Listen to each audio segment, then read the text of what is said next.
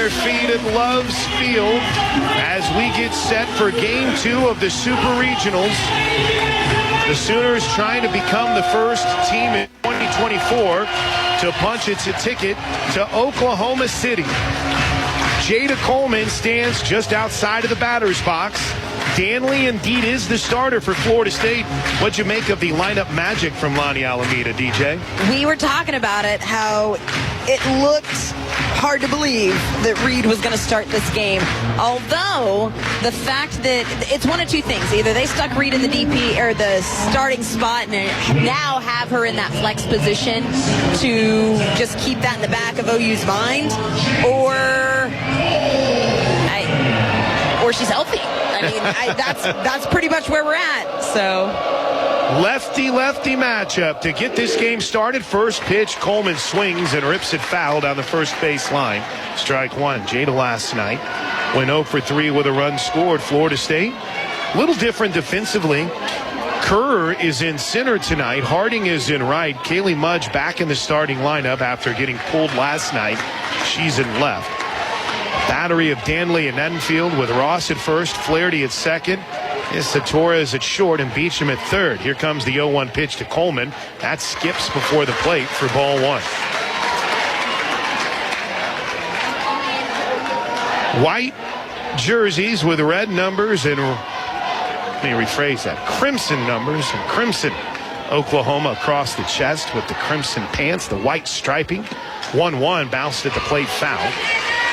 Sooners going with the crimson on crimson stirrup, sock, and cleat combination. Garnet tops with the gold Seminoles across the chest of Florida State. White pants, garnet socks, and stirrups. Elite college softball lineup uniform matchup here. 1-2 is low and in 2-2. And lineup 2. There's a good energy in the stadium tonight. Not an empty seat to be found. Crowd got here early and they were raucous. The 2-2 pitch to Jada. That off speed misses low and in, ball 3. And that's something that was an issue for Danley last night. She has a decent off-speed pitch, but it was inconsistent. And we've seen her try to throw 2 in this at-bat alone. One bounced in front of the plate. The other, again, just not having that deception. She's going to need that pitch if she wants to go deeper in this game. All 4.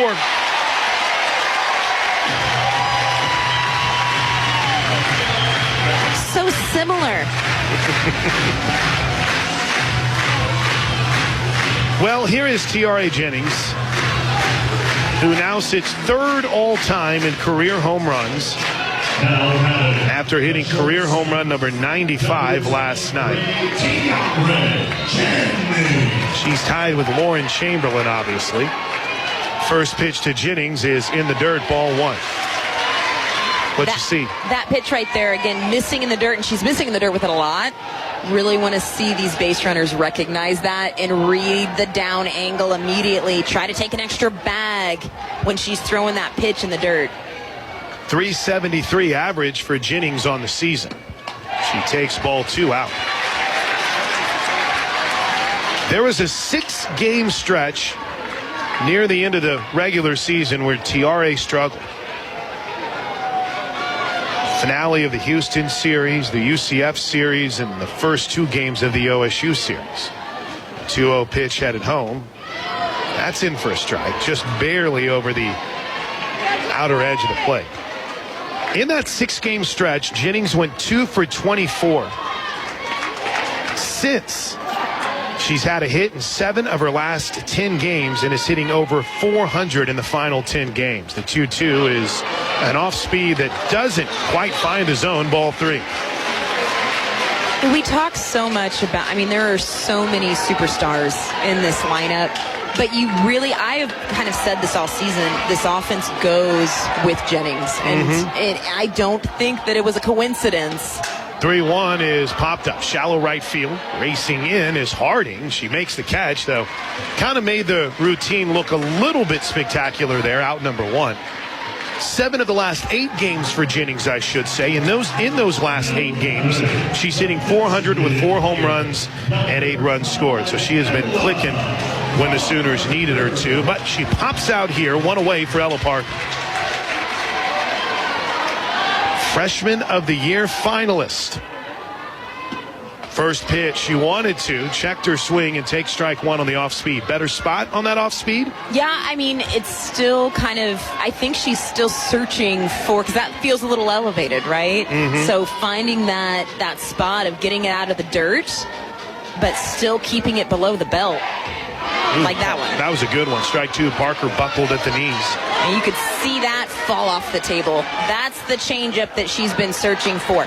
Now, offensively, you've got to recognize it, sit late, and get rid of it. She didn't strike out a batter last night. She's up 0-2 on Ella Parker. The pitch in the dirt, 1 ball, 2 strikes. Has she thrown her 3 straight changeups?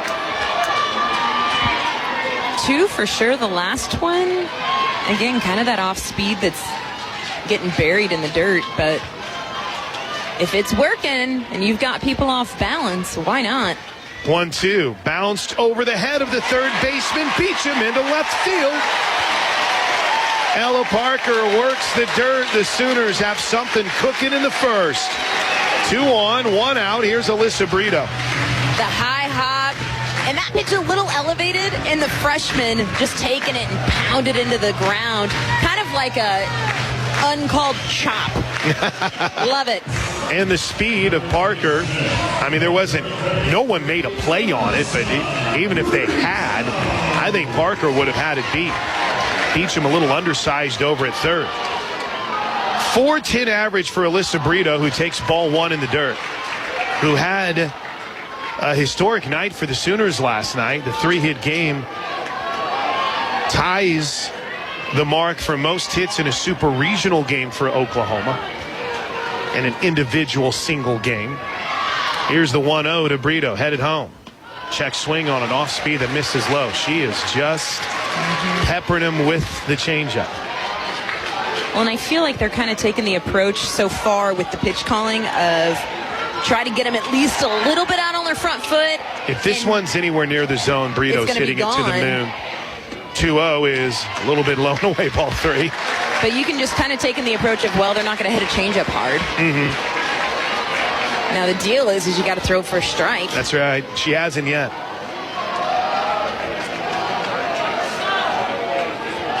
Just underway, scoreless. 2 on, 1 out for the Sooners. 3-0 pitch to Brito. Checked her swing on ball 4.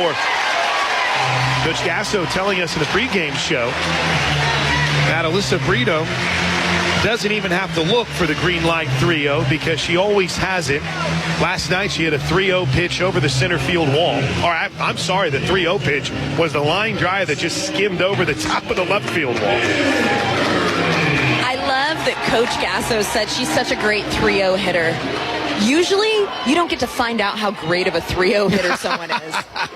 Here's Cassidy Pickering. First pitch is an off-speed that hangs up high. Bases loaded, 1 out. The Sooner fans are creating an uncomfortable situation here for Danley, and the Sooner offense looks to cash in. Brito at first, Parker at second, Coleman at third. The 1-0 pitch headed home to the lefty Pickering. Swings and bounces it foul at the plate.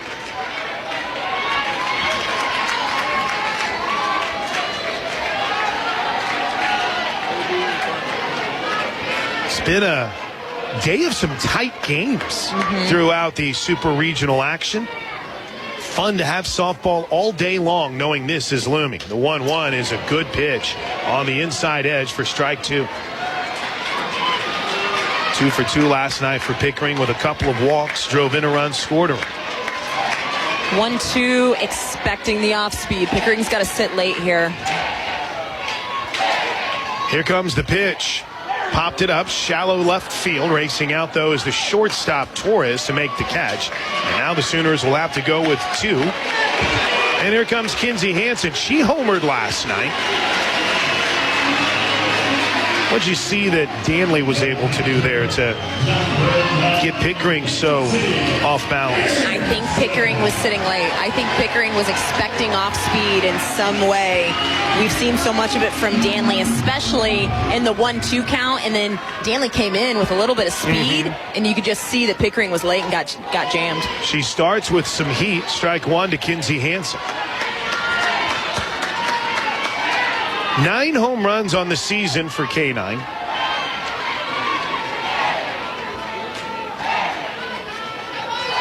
As the right-handed hitting catcher waits, the 0-1. Good spot, strike two, and that's a good pitch. Yep. This is one of those moments, right? So early in the game, bases loaded, 1 out, now 2 with Hansen at the box. These are tone-setting moments. Here comes the 0-2.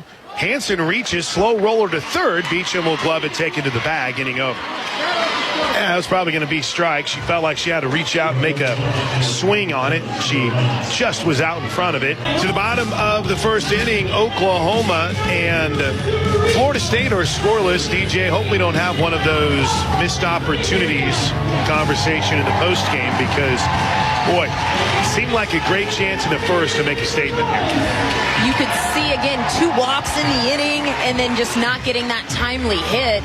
It would have been nice to have Deal come out with at least a run on the board, but, I think we will circle back at some point regardless because, again, that's a tone-setting moment that early in the game. Yeah. So, what are you looking for Kirsten Deal? Work ahead, and keep the ball down. One thing we really spoke about yesterday was keeping the ball in on the hands. First pitch strike to Jasani Beecham. But that's going to be a key for Deal as well because, again, this is such a powerful Florida State offense. You've got to establish the inside corner because they will adjust if you just hang out outside. So when you go in, you've got to go in with a purpose. She misses high here on the 0-1 pitch.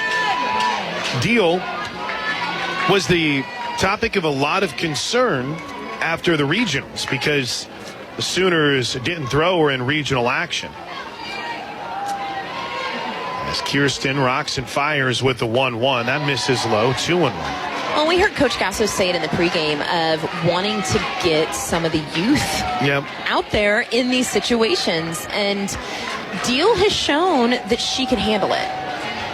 More than that, I mean, you asked me on your show this morning, Plank, as that pitch just misses low for ball 3. But of who we thought we were going to see tonight, and I think something that I kind of jumped over because I kind of expected to see May because of the experience. But Deal has not been great out of the bullpen. May has.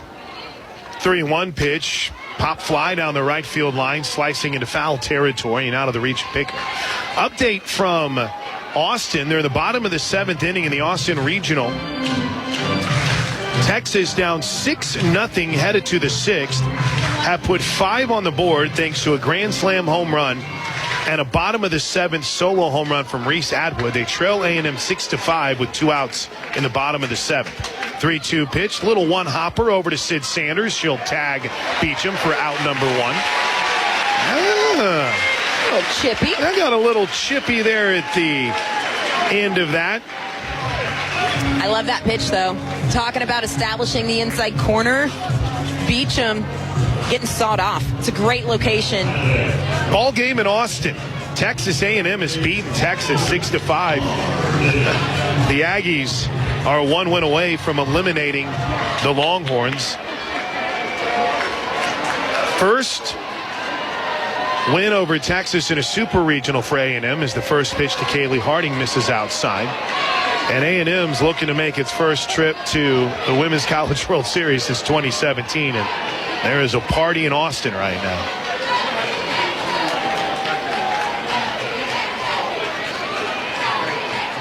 Harding, the right-handed hitting senior right fielder, the 1-0. Oh, wow.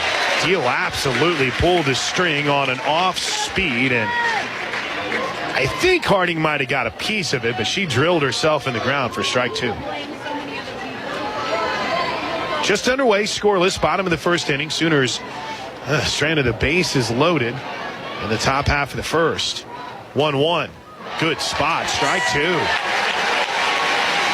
We're only two batters, I'd say a batter and a half in here in the bottom of the first, but you can really see Deal being particular with her spots. And Harding, you can see her guessing a little bit in the box. Deal from the bell, rocks, fires, ground ball to short, backed up on by Jennings. Takes it on the big hop, throws, two away. It's a good start. Just hitting spots and working ahead. So my scores, courtesy of Air Comfort Solutions, your total home solution for plumbing, heating, air conditioning, and electrical. Make the winning call today.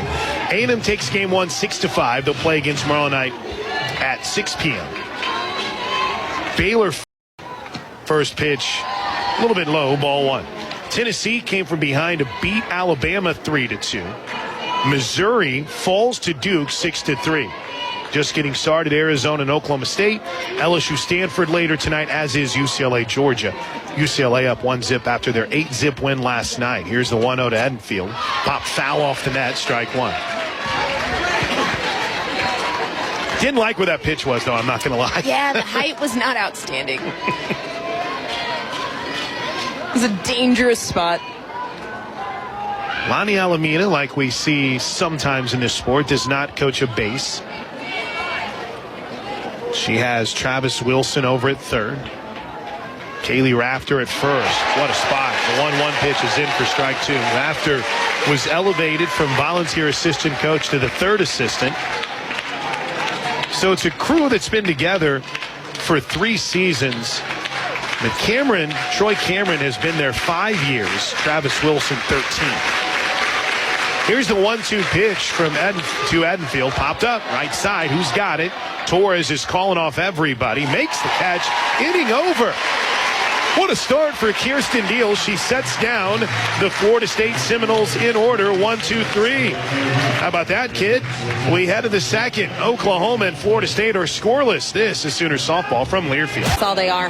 It's just shifting. And it has nothing to do with making any sort of substitution. The biggest part of all of this was we didn't know whether or not Reed was able to throw or not. Yeah.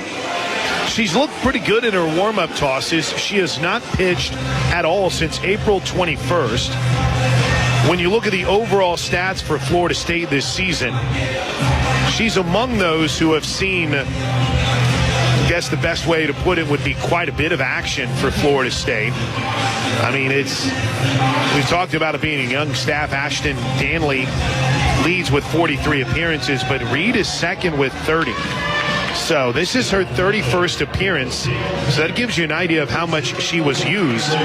This is her 31st appearance, and she hasn't pitched in over a month. Here's Riley Boone. First pitch to the Sooner left field is a little bit out for ball one. And so we don't know the specifics of what Reed was dealing with. She's a lefty. But I guess it's fair to say she's back. Or at the very least, they're going to see how much she can give them here. The 1-0 to Boone. In a scoreless game, ball two misses outside. Well, and if you're Florida State, too, you've got to play the long game, right? You've got to also play kind of managing your pitching staff in a way that you're expecting to play a game 3 tomorrow. So having Danley and putting all of your eggs in her basket for a complete game puts you in a tough spot. Boone checks her swing on ball 3 high. This will be the 3rd time the Sooners have faced McKenna Reed. In the midweek game these two teams played last year, she went 2/3 of an inning, gave up 4 hits and 2 runs. 2 of those 4 hits were home runs. Here's the 3-0 to Boone. Shows bunt. It's strike one. She pitched in the first game of the Women's College World Series, and it was an interesting decision because she came in and immediately the floodgates opened up for Oklahoma. 1 inning pitch, 3 hits, 2 runs. The 3-1 to Boone is bounced to the right side. Big hop for Flaherty. Wonder hands it to first, 1 away. I'm curious, as this progresses, are we going to see Danley in the third inning, or you stick with Reed because Danley has already faced the top half of this lineup, right? So this is going to be a chess game for Florida State. I think that's been made very clear. And after the way last night, what you have to find a way to get as much as you can out of this pitching staff. Here's Alina Torres for the Sooners. First pitch is ripped foul down the left field line. She knows she was a skosh in front of it. Somehow a skosh in front of it when the scoreboard says 65 miles an hour. Throw a changeup. It looked like Mimi Gooden was coming into the Florida State dugout from the bullpen. That'll be worth keeping an eye on. 0-1 is an off speed that misses way low. 1 ball, 1 strike. Good night last night for Torres. 1 for 3 with the 2 runs batted in. Hit the ball hard. Yes. Very positive sign for Sooner fans everywhere to see Torres ripping it like she was. The 1-1 hits this one hard towards the 5-6 hole. Backhanded deep by Torres, who throws an absolute laser for out number 2. Wow. And that's a nice play by the freshman. Backhanding it, getting the high hop on a little bit of an off-speed pitch from Reed. Here's Sid Sanders.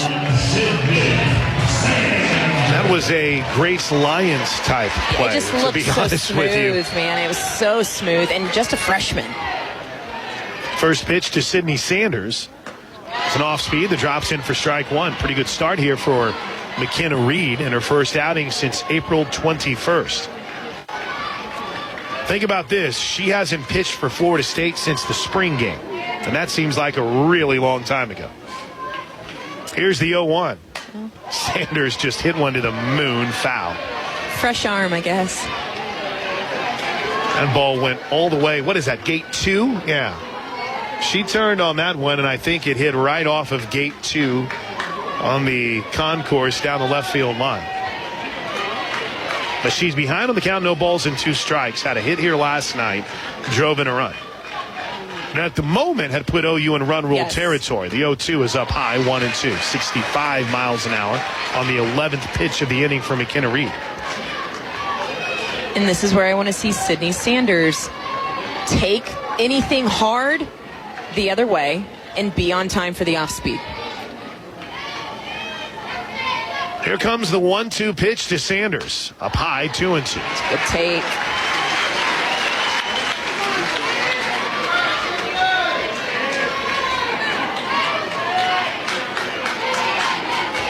Florida State win pushes us to an if necessary game tomorrow. An OU win, we're off to OKC. Sanders gets it cut, fouls it back. And you can kind of just see the pitch sequence coming from Florida State. Pitch calling is all about distorting timing. That's all it is. And you can see it, whether it's coming from Reed or Danley, trying to distort timing. So it's so important. Good piece of hitting there by Sydney Sanders, getting rid of the changeup. 2-2 again, headed home. Sanders pops this one up right side. Easy play for the first baseman, Ross. And Oklahoma has something here in the second that hasn't happened so far this entire Super Regional. They go in order. We head to the bottom of the second inning. Sooners and Seminoles are scoreless. It's Coke Zero Sugar, the best Coke ever. Take a taste and see. Coca-Cola, official partner of the Oklahoma Sooners. And located just minutes from the OU campus. The Courtyard by Marriott Norman is competitively priced with travelers in mind. As Kirsten Deal spins the ball on her hip. The first pitch to Isa Torres is a little bit low and in, ball 1. It's a good spot. Learn more about the great amenities and book your stay today at Marriott.com/OKCNO. That's Marriott.com/OKCNO. DJ Sanchez, I'm Chris Plank. Ethan Sargent, our producer, back in the Learfield studios. A 1-0 pitch. Oof. That also misses inside. Ball 2. If that's a ball, we're going to have a problem. Coach Gasso jumps out and is pretty good at reading Coach's lips. I saw a come on there. He's saying, he kind of motioned back to her that it's inside. That pitch isn't inside. Well, yes, it's on the inner part of the plate. It's a strike. That's Tom Meyer. I don't know if we've officially introduced our umpires here tonight. Tom Meyer behind home plate. Steve Gold is over at first. Dustin Douglas at second, and Chelsea Clark at third. Boy, that was one thing that I never got an update on. They were down to 3 umpires in the Big 12 for the OU Kansas game. I heard that. Here's the 2-0 pitch to Torres, and she turns on one, skies it deep to right field. Under it is Pickering to make the catch, and there's one away. Off the bat, that looked problematic, but it's out number 1. Deal really staying on the inner half of the plate. And again, Coach Gasso talked a lot about this team and this Florida State offense just fouling pitches off. Every pitch they foul off is to the opposite side of the field. So that way they're on time for any change of speeds, and then trying to turn on something hard is tough. Devin Flaherty digs in and takes the first pitch. A little low and away, ball 1, but not by much. Scoreless game. Sooners have 1 hit. It was a single in the first on an use of the dirt from Ella Parker, where she bounced it over Beecham at third. Here's the 1-0. Low and in. Flaherty, 1 for 3, drove in a couple of runs last night. Did that in the 3rd inning. That was a weird inning. I'm looking back at the 3rd inning last night. He had a hit by pitch and a wild pitch that put a runner in scoring position. Here's the 2-0 to Flaherty, and she turns on one and hits it deep to center field. Coleman measures, but doesn't have to jump. She's got it right at the warning track for out number 2. Concerned with some of the wood that Florida State's getting on the last few pitches. She's got, even though that tight inside corner isn't getting called, she can't give in to that and start catching more white. When Deal goes inside, she has got to stay in under the hands. This team gets extended. They have got power up and down, so she has got to stay in under the hands. Kaylee Mudge went from hitting in the leadoff spot to hitting here lower in the lineup after getting pulled last night. There's ball 1. She's hitting in the 6th spot here this evening, was 0 for 2. Had a base running miscue, bunted into a double play on a pop-up bunt. 1 ball, no strike pitch to the talented Florida State left fielder, up high 2-0. I kind of felt like when Mudge, a senior no less, got pulled from that game last night, it was sort of the story of Florida State's night. Nothing went their way, and that's not taking anything away from what the Sooners did, but it was just sort of one of those games for Florida State where they couldn't get anything to work. 2-0 is in for a strike, 2-1. And a Bronx cheer from the Oklahoma Sooner faithful, who are wondering, where's that been, Tom Meyer? What are we doing? 2 balls and a strike. Deal the lefty, Mudge the lefty. Swing and a miss. We mentioned Mudge got pulled last night. She did go 0 for 2, but reached on a walk. She advanced to second on a wild pitch, and then on a ground ball by Harding that Tiari Jennings just knocked down, Mudge took off for third and was forced out. Here's the 2-2 pitch, low and way away. Good job by Kenzie Hansen to go get it.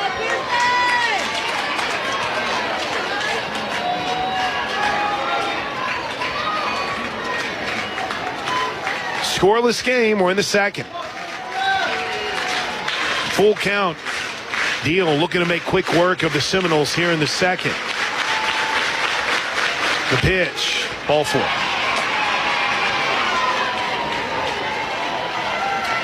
There was a rather extensive conversation today about the pitch clock, the action clock from last night, as Janai Kerr digs in, has moved to center field tonight,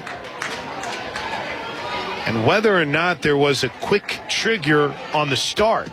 First pitch to Kerr is low and in, ball 1. And it's been kind of at the ump's discretion for a majority of the season, where you can decide to start it as soon as the pitcher catches it. You get back to the back of the circle. It's kind of been up in the air.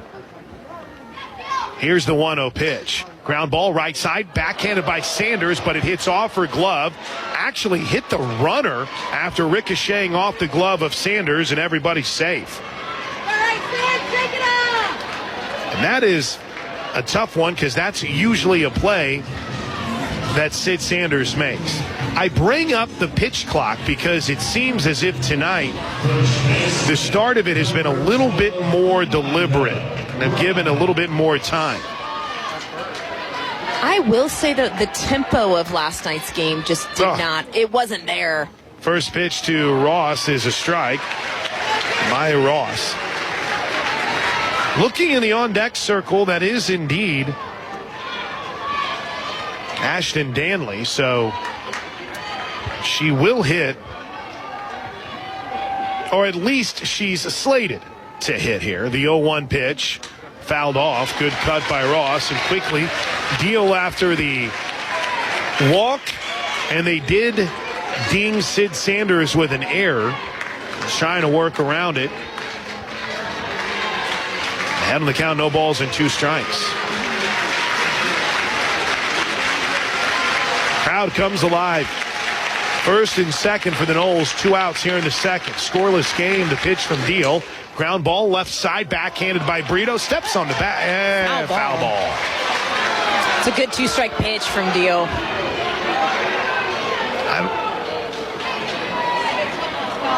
Patty Gasso is giving a death stare to Brito right now, and that stare is now not at Alyssa Brito, but it's at Chelsea Clark. On Florida State assistant coach Travis Wilson immediately threw his hands up. He was selling it. I didn't like where that 0-2 pitch was. There you go. Just throw it up in the moon. Missed way up high, 1 and 2.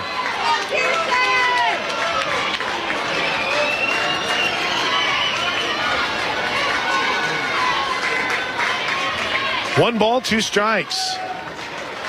Let's see what Deal's got up her sleeve here. She spins the ball on her left side. Stares in. Rocks. Fires. Popped up on the infield.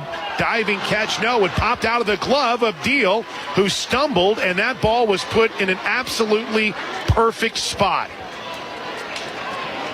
And now Florida State is going to go with a pinch hitter in this 9-hole in their lineup. That was popped up in just no man's land on the infield.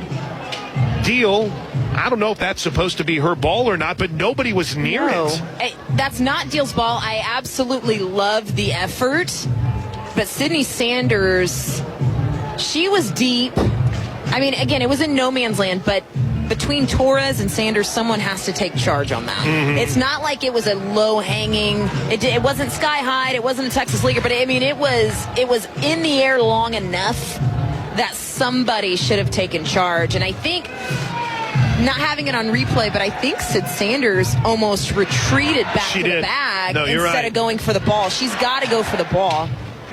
So Katie Dack will pinch hit here, and immediately Jen Rocha makes her way out to the circle. Now we're talking about the chess game that Florida State's trying to play in the circle. Mm-hmm. They've burned Danley's sub. So, I mean, when they re-enter her, they can't take her out of this 9 slot again. So I got a feeling that probably wasn't the game plan of burning her pinch hit in the second inning. And maybe they feel like this is their best chance to do something. Dack digs in, 270 hitter, only 241 with 2 outs. First pitch strike from Kirsten Deal.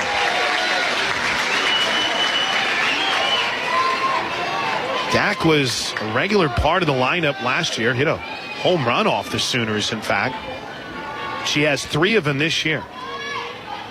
The 0-1 pitch with the bases loaded and 2 outs is low. Good job by Hansen. 1 ball, 1 strike. Nowhere to put her in the dangerous Jason Beecham waiting on deck. Dack's dangerous herself. Mudge at third, Kerr at second, Ross at first. Scoreless game. The 1-1 is popped up. Right side, catch it, Sid. She does. Inning over. There you go. That's how you work around adversity. Kirsten Deal had Katie Dack all kinds of tied up, and the Florida State master plan so far is keeping them in the games. Joseph Ledford, who is listening from McAllister, gave a congrats to the OU baseball team. I was trying to get an update. Looks like Oklahoma State is leading Texas Tech 1-0. That's in the bottom of the 5th inning. Sooners will play the winner of that tomorrow at 6 p.m. Charisse down in Austin, Jalen here in Norman. Joe Fournier on a Carnival cruise ship as the first pitch to Jada Coleman is in for a strike. The Carnival cruise ship Liberty has us locked in on the franchise app. There you go, Joe. Coleman walked her last time up. First time seeing Reed, and she drills one deep to left field. Mudge, though, has a beat on and makes the catch, and there is one away. So, again, a unique approach by Florida State in that when they exchanged lineup cards, McKenna Reed was listed as the starter, and Deanley was listed as the 9-hole hitter and the DP. Well, each pitcher has pitched through the first 2 1/3 as Tiare Jennings digs in, and they've already burned the substitution of Danley, who was pinch hit for by Dack. First pitch to Jennings is in for a strike. They are really peppering the Sooners with the off speed here, DJ. They are, and Reed has good command of it. I will say this, though. The line drive that Coleman just hit was an off speed, so it was good to see Coleman be on time for that pitch. 0-1 is low. We're scoreless in the top of the 3rd inning. A win by Oklahoma. They're off to the World Series for the 17th time in program history and the 8th straight. 1 ball, 1 strike. Jennings waits. Here it comes from Reed. Fouled it off. I would expect to see, I've talked about Florida State in the way that they foul pitches off, almost as if they're a little bit late. I would expect to see the Sooners start to do the same thing. When we start to see some foul balls for the righties down the right side. There's a line drive base hit into right field, DJ. How about that? That's exactly what you're going to get. Again, it's you take away the off speed by sitting late. Tiare Jennings, textbook. Jada Coleman, even though it was an out, textbook. Here's Ella Parker. Has one of the now 2 Sooner hits.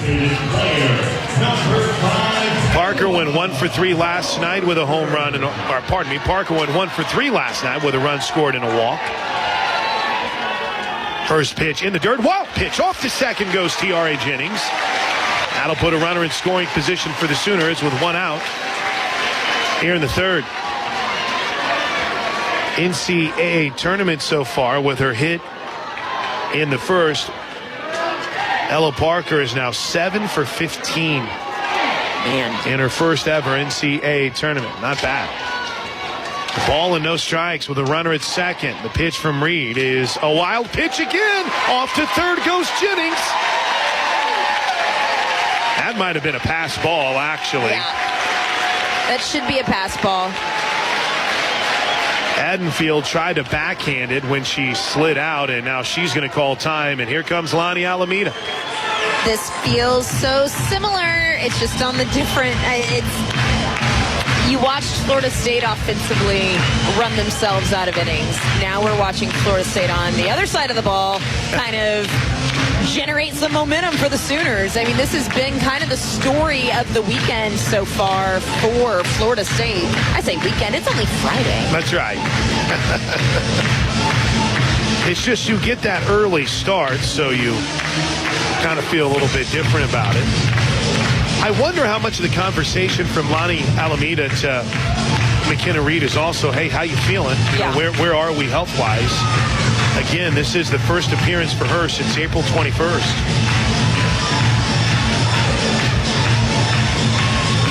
Meetings are over. Back-to-back balls to the backstop, a wild pitch, maybe a pass ball. In fact, it was ruled a pass ball. Here's the 2-0 pitch. Ball 3 low, and that ball even popped out of the mid of Adenfield. Tiare Jennings stands at third in a scoreless game. Oklahoma looks to strike first.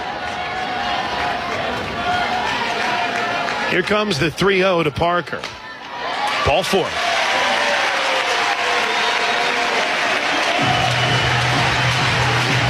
Alyssa Brito walked her last time up.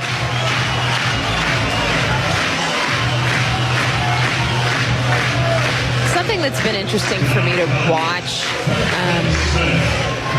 last night into today, Florida State is a team that has an unreal amount of experience. They're very talented.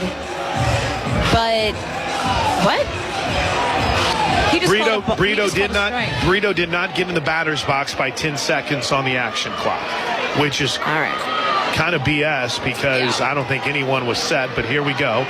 The 0-1 pitch to Brito is outside off to second goes Parker. Now they've got her in a rundown.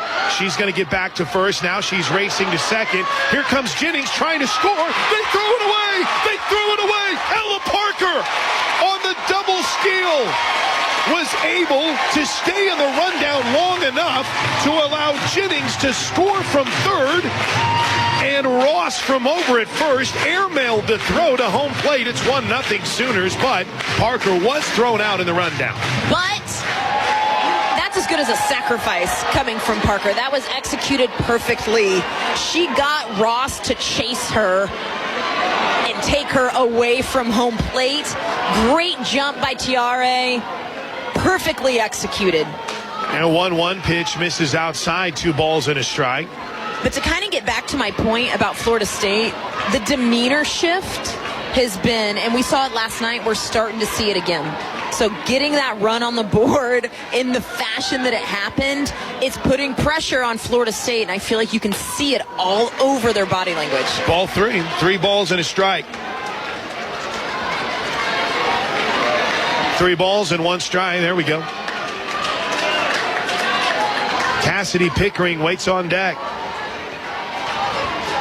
McKenna Reed stares in. The pitch headed home from the lefty. Pop foul off the net. Oh, Patty Gasson. And what a job by the freshman. She could have easily went ahead and took second base, but she waited until Torres caught it. Or, pardon me, Flaherty caught it, and then the chase was on. Flaherty almost got it. Had to throw it back late. That allowed Jennings to head home. 1-0 Sooners. Full count pitch to Brito. Ball 4.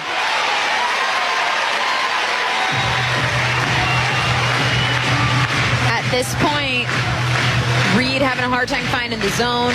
Wild pitch, pass ball, all of these things. Reed hasn't spent much time in the circle. We've talked about it a ton here in the last month. She hasn't thrown. Donna Marie and Cassidy's grandparents all happily listening in Willow Creek right now. They want to see Pickering hit one out of here. First pitch popped up behind home plate. It's going to get out of play. You know, they spent a lot of time talking about on social media today how they felt like the back and forth in the circle late was leadership from Florida State. I don't know if I saw that. I think I saw a catcher who was like, I want to talk to my pitcher. Yeah. But regardless, Enfield's trying to do what she can to stay positive here. She was having a little softball exchange with a home plate umpire. Brito at first. Pickering behind on the count. No balls and a strike. Cassidy popped out to short her last time up. The 0-1 pitch nearly hits her. 1 ball, 1 strike. Yeah, I can appreciate the idea of a catcher and the leadership aspect of it. However, I feel like, and kind of again talking about some of the demeanor that we've seen from Florida State, I feel like they're looking around and look a little bit rattled. We saw it last night. We're seeing it right now. Well, yeah. What is this? They're having problems with the softball. Reed is complaining about the softball. Enfield was complaining about the softball. Now I think they're good. A little extra dirt on the hand or something that Flaherty gave her. I don't know what's going on here. But it's a 1-1 count, and now we're ready to go. The pitch to Pickering is inside and low, ball 2. They're really falling behind here, but shouts out to Kay Porter, Paige Cole out in right field, Brandon Jackson, Mayer and Medill, Trey Linda Kerr, Katie Hoffling, Chris up in Jinx, Big Zilla's in, Shirley and Galen Kitch, Kenneth Matthews up in BA. Here's the 2-1 to Pickering. She had a big cut and fouled it back.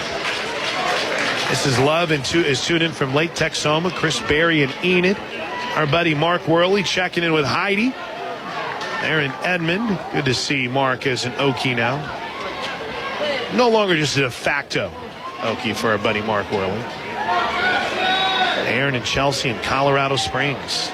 Here we go. 2-2 pitch to Pickering, headed home. Got him, swinging, inning over. That's the first strikeout of a Sooner this weekend, but Oklahoma strikes first. The double steal pushes Jennings across the plate, and as we head to the bottom of the third inning, Oklahoma 1, Florida State nothing. This is Sooner softball from Learfield.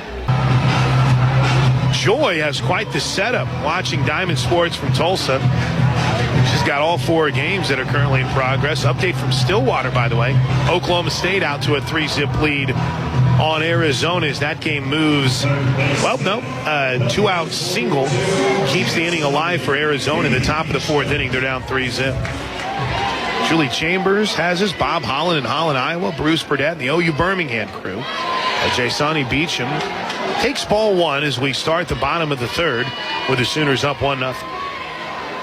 This is a big inning for Deal, going through this Florida State lineup a second time. She did a really good job of working out of a jam in the second, but she's going to have to continue to sequence and mix. The 1-0 pitch misses, 2 balls and no strikes. Beecham grounded out to first in the first to start the game. 0 for 3 on the weekend, but has scored a run. She's been in a bit of a slump here in the postseason. I know that's like a listener's jinx, isn't it? I gave you the look. 2-0. There's a strike. 2-1. Okay. Makes me feel a little bit better. 2 balls and a strike to Beecham. One of the 3 finalists for Freshman of the Year, along with Sooner DP Ella Parker. Has had an outstanding first season in Tallahassee as the 2-1 pitch misses a little up and out. 3. I say first year in Tallahassee. She is somewhat of a Tallahassee legend, playing high school ball. Was one of the top high school recruits. Big deal for Lonnie Alameda to get her to come home. And she hammers one deep to left field, and it is gone. So much for that postseason slump. Beecham turns on one that Kirsten Deal leaves up in the zone, and the freshman knocks one out of here to tie us at 1. And I think the deal for Deal, you got to work ahead. She's done a pretty good job of being in pitcher's count so far in this ball game, but you could kind of, again, just see it unfolding. And really the pitch before that, I didn't like the body language from Deal. And she's usually very composed, and you could see her kind of get the ball back and was unhappy about something, maybe mechanically or something she was feeling. So I really want to see her rezone back in here, going through the heart of this lineup. Yeah. Here's Kaylee Harding, grounded out to short in the first inning. She's 1 for 3 on the weekend. She's dangerous. First pitch is low and away, ball 1.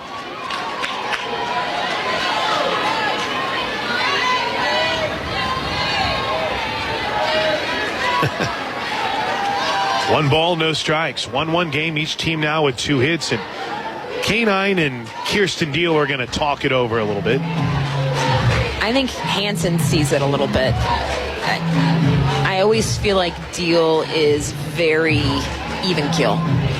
And again, I've seen 2 pitches in this inning of her kind of get the ball back and look a little bit frustrated. Very un-Deal-like. Right. Now we're ready to go. Deal stares in. The pitch to Harding. That's way outside. Alyssa Brito barks words of encouragement towards the circle. And now Jen Rocha is going to come out to chat. Maybe seeing a lot of the same things here you are, I'm sure, Dee. Yeah, I feel like she looks a little uncomfortable. She looks a little frustrated. But again, one thing that Kirsten Deal usually has is composure. So good spot here to just take a breath. You got a tie ball game and go after Harding, but she's got to be careful with this pitch here. Behind 2 balls, no strikes. Make a pitcher's pitch and a hitter's count.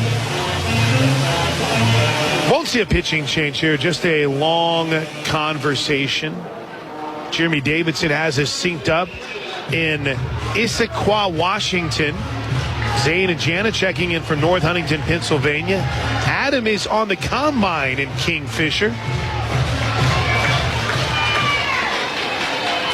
Michael Lovelace listening outside in the Village. All right, all the meetings are over. Here we go. The 2-0 pitch. There you go, strike 1. Haddonfield waits on deck. You know she's waiting for an opportunity.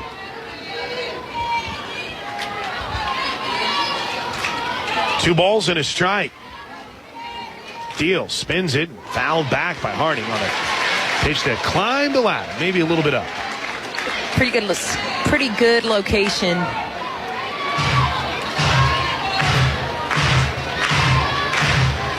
If Deal goes inside here, she has got to go in on the river. 2-2. Got to come in strong. Rocks, fires, fouled back. Looks like she took a little bit off that. Scoreboard had it at 56 miles an hour. Mikey is out in El Dorado Hills. Tommy and Cindy have us locked in. Miss Jane Jetson down in Dallas.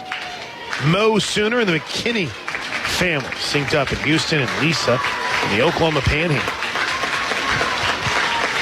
2-2 pitch here to Kaylee Harding. Here it comes. Line drive over the head of Torres into right field. Just got over her glove on a hard hit ball with authority off the bat of Harding. You could see Hansen going to set up inside. Again, she gets that just a hair in on the hands. That's a looping line drive at Torres, and it's an out. So, again, establishing the inside corner, but when you go there, you've got to go with authority. I'm going to steal one of your words, Plank. Leave no doubt, man. Jam it in on those hands. Here's Edenfield. She's dangerous. 15 home runs on the season. First pitch from Deal. A little bit up, a little bit out. Ball 1. 1-1 game. Each team has plated a run here in the third. Sooners on a double steal. Florida State on a solo shot from Jaysoni Beecham. Here's the 1-0 pitch from Deal. Good spot, just missed low. It's a pretty good location. And we're in the middle of this inning. Nobody out. Back-to-back hits. I think the thing for Deal here, though, this is a team that's going to hit home runs. That's right. I mean, it is. So minimize the damage, let them hit their solo shot, and get back to hitting spots. She didn't hear. Miss low, ball 3. A lot of fans unhappy with that call, but it's low. That's a ball. It's low.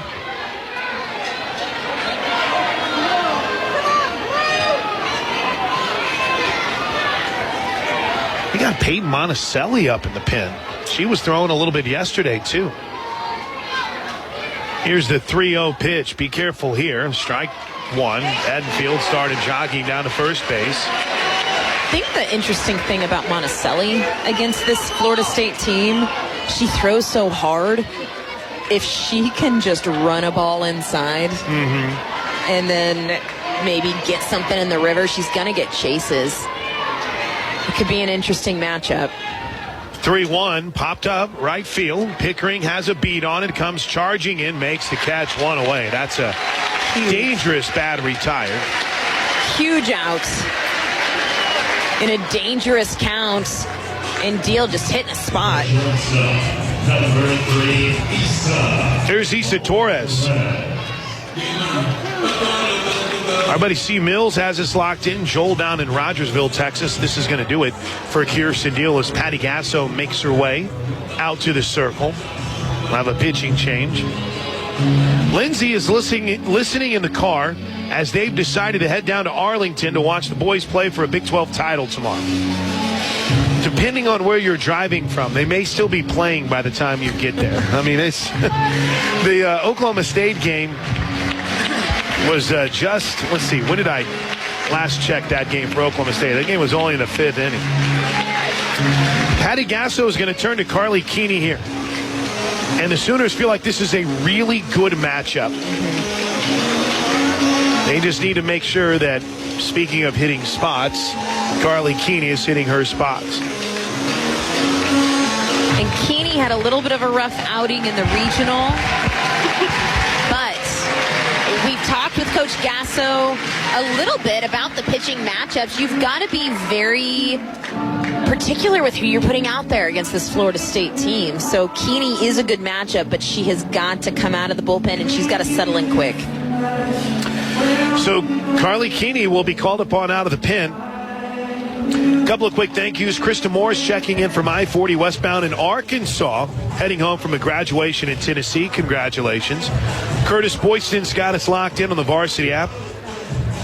Kevin from Topeka is watching and listening in Section 6. I'll have to get you some of Kevin's world-famous barbecue sauce. Yes. Very well done.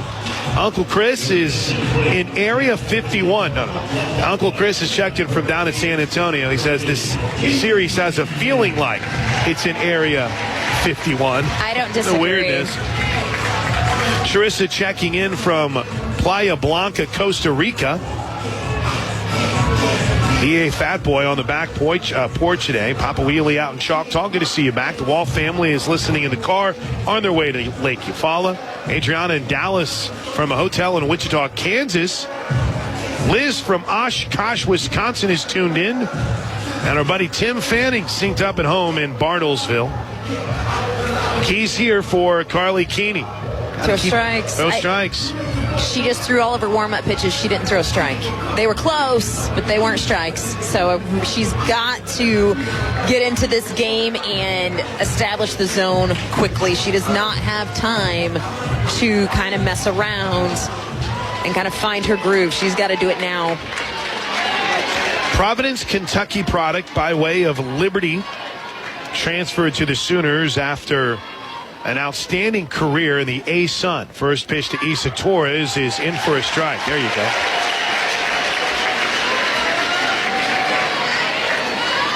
If she is in the right spot with her mindset tonight, this could be good news for the Sooners. Right now we're knotted at 1.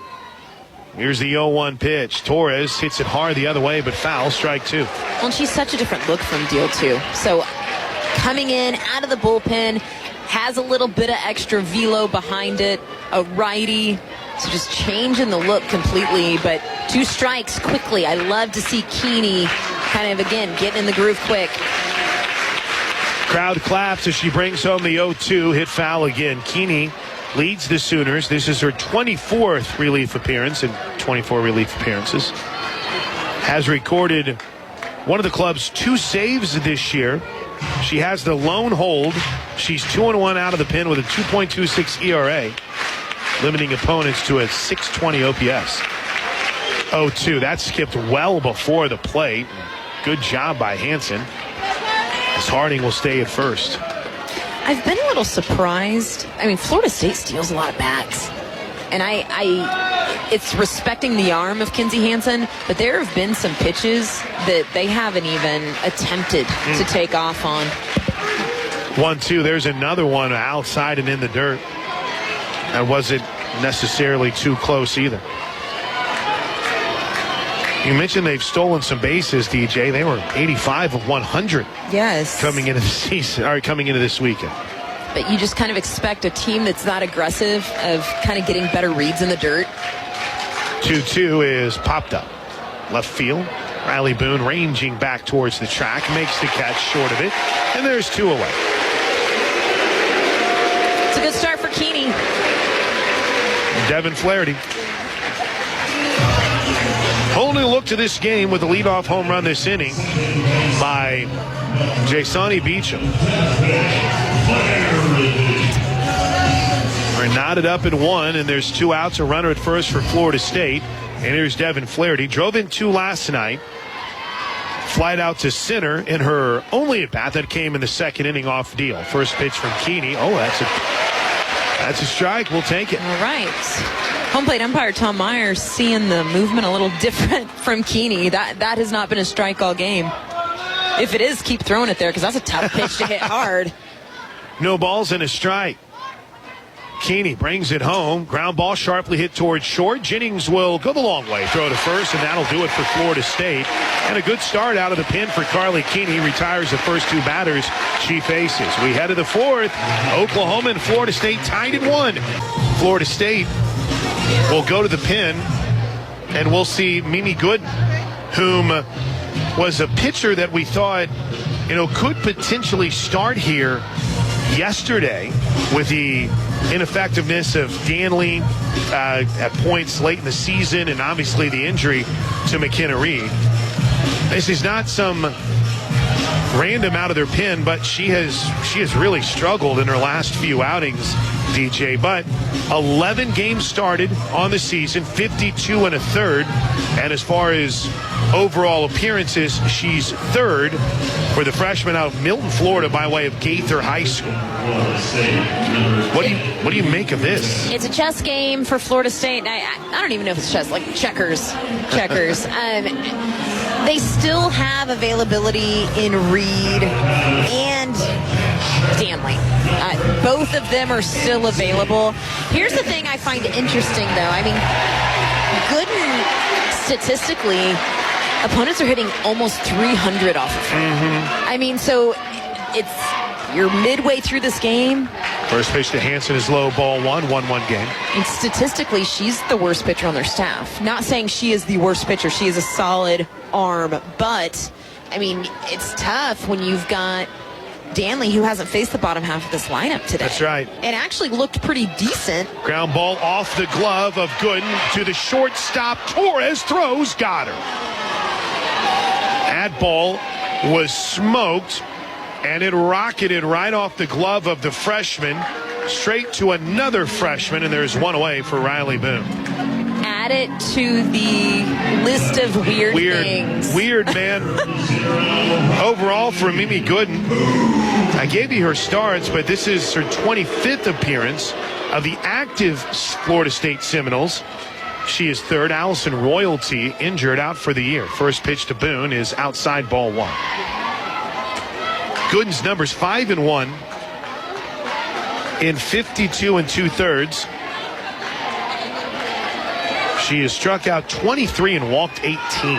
Infield is in tight for Boone. As the 1-0 pitch is just kind of tried to slap at it, kind of tried to chop at it. Strike 1. Do you put 163 on your scorecard for the? I did. I did. I do too. Guilty. Here's the 1-1 to Boone. She rips it into right field. A base hit under the glove of Ross at first, who never had a chance. And the Sooners have a runner aboard with 1 out on the third hit of the game for Oklahoma. How good has Riley Boone been in this postseason? She has gotten back to just doing a little bit of it all. She showed bunt the pitch before, and this infield was in so tight, and then she just hammered a ground ball straight past Ross. But Riley Boone is at her best when she uses the dirt. 500 average so far in the postseason, the NCAA tournament specifically for Boone. Here's Alina Torres. First pitch shows bunt, takes a strike. We kind of talked about this last night, Plank. This 7-8-9 of Boone, Torres, Sanders. They played a factor in last night's game. But if this 7-8-9 can kind of string things together, again, it can be absolutely deadly. Here's the 0-1 to Torres. Popped it. Center field, Kerr has a beat on it.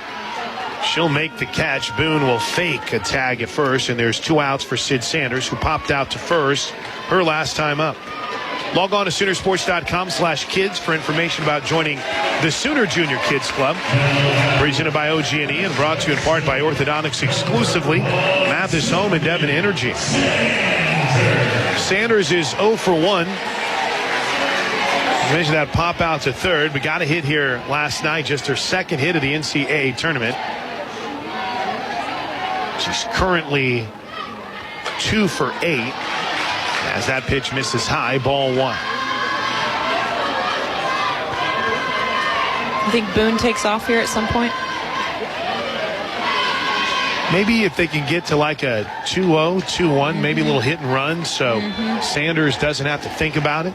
There she goes. There she goes. Sanders pops one up a mile high. Kerr claims she has a beat on it. She does, makes the catch, and the inning is over. Sid Sanders got under that and skied it. The Sooners go quietly in the 4th. The plan so far for Florida State is working. We head to the bottom of the 4th inning, tied at 1. Here in Norman, we're knotted up at 1 as we head to the bottom of the 4th inning. 1 run on 3 hits for the Sooners. They also have an error, 1 run on 3 hits for Florida State. But, you know, Florida State has implemented an attack here tonight, DJ, that has been about keeping the Sooners off balance. We've already seen 3 different pitchers through 4 innings, and so far it's working. Yeah, and we're going to see more. Gooden is not going to go the distance in this game. So I think that there's a shot we see Danley again. But Florida State, coach said it in the pregame, they're not just going to roll over and quit, which we knew. But I think that after the way that last night went, this coaching staff kind of took a look and said, we've got to find some way to use our pitching staff to our advantage, because last night it was a dumpster fire. And today, or tonight, I should say, I mean, the Sooner offense has been held to 3 hits, and really a run that came around to score aided a little bit by a couple wild pitches. Sooners will stay with the same 9, including Carly Keeney, who's back to work here in the bottom of the 4th. First pitch to Mudge, pops out of the glove of Hansen for ball 1, a little up and away. They've played Mudge. You know, it's interesting. Sooners, Ryan Wondrosik, and obviously JT and Coach Rocha and Fale Steele and Coach Gasso put so much work in the preparation as the 1-0 is looped into left field. It's a base hit. Kaylee Mudge has her first hit of the weekend, and Florida State has its leadoff hitter aboard here in the bottom of the 4th inning. But they've played, Oklahoma has pretty much played Florida State straight up defensively. Yep. You haven't seen too many wild shifts. You haven't seen the 5 infielders or anything of that nature. Looks like we're going to get a pinch runner here. And Florida State, they're a complete offense. I mean, they really are. This Oklahoma pitching staff has just really handled them pretty well. But it's a team, they run, they've got some speed, they've got power. They have not executed extremely well. Janai Kerr reached on an error her first time up, fouls it back, strike 1. But if you watch Florida State 1 through 9, their approach all looks almost identical on the plate. The way they kind of go about their business, the types of hacks that they take. 0-1, strike 2. That's been a strike all night. I'll give our home plate umpire that. That has absolutely been a strike all night in the zone of Tom Meyer. That low and in to righties, or lefties, low and away to righties, and low and into righties. 1-2, just gets a piece of it as Kerr to stay alive. It's a really good pitch from Carly Keeney. Fell off the table, getting the chase. The action in the Sooner pen has continued. It's like what? S.J. Guerin is up and throwing. Little Kelly Maxwell down there as well. Coach Gasso's got to think a little bit about a potential 3rd game tomorrow. 0-2 when the dirt runner goes and is going to get there easy as Kinsey Hansen on the off speed kind of bobbled it a little bit. I think assistant coach Travis Wilson may have seen the grip in the glove, and I don't think that was a called steal. I think that they knew a changeup was coming. 1-2. There's a changeup that's popped up to the left side. Easy play for Brito. 1 away. That's Belde, by the way. I don't know if I've officially identified the Florida State pinch runner. She came in to Played left field for Mudge last night. Curious if she'll stay in the game here. Here's Amaya Ross. She singled her last time up. Part of that bases loaded second inning that Florida State came away empty. Sooners loaded him in the first. First pitch low, ball one.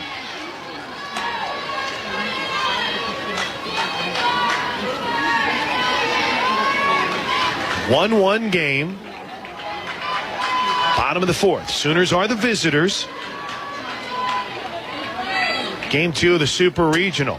There's a pop-up into shallow left field. Jennings races out. Makes a nice play for out number 2 on an over-the-shoulder catch. Keeney is doing a great job of taking that screwball and just running it in on these righties' hands. Here's Katie Dack. Well, I guess they have not re-entered. Yeah, they haven't re-entered. They're going to let her sit. Okay. They haven't re-entered Danley yet. The dangerous Dak rounds this one to the right side. Sanders gloves, takes it to the bag. Inning over. I don't know why that felt like a big inning. Yeah, absolutely. I don't know what that was. That runner at second felt huge, and she'll stay there. You get the top of the lineup here, DJ. Turning point in this ball game. This is a turning point in this game. Gooden in the circle. Again, opponents hitting .288 off of her this season. Out of the bullpen, Jada Coleman needs to send a message here. She's 0 for 1 with a first inning walk. First pitch from Gooden is ripped off the glove of the second baseman Flaherty into right field. Message sent. There you go.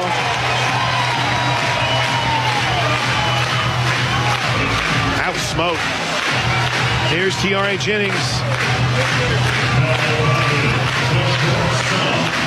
T.R.A. Jennings is 1 home run shy of having third place in the all-time home run list, all to her lonesome. She takes a first pitch strike. 1-1 game, each team with 4 hits. This is kind of what we expected from this Super. Here's the 0-1 to Jennings. Popped it up behind home plate. She had a cut.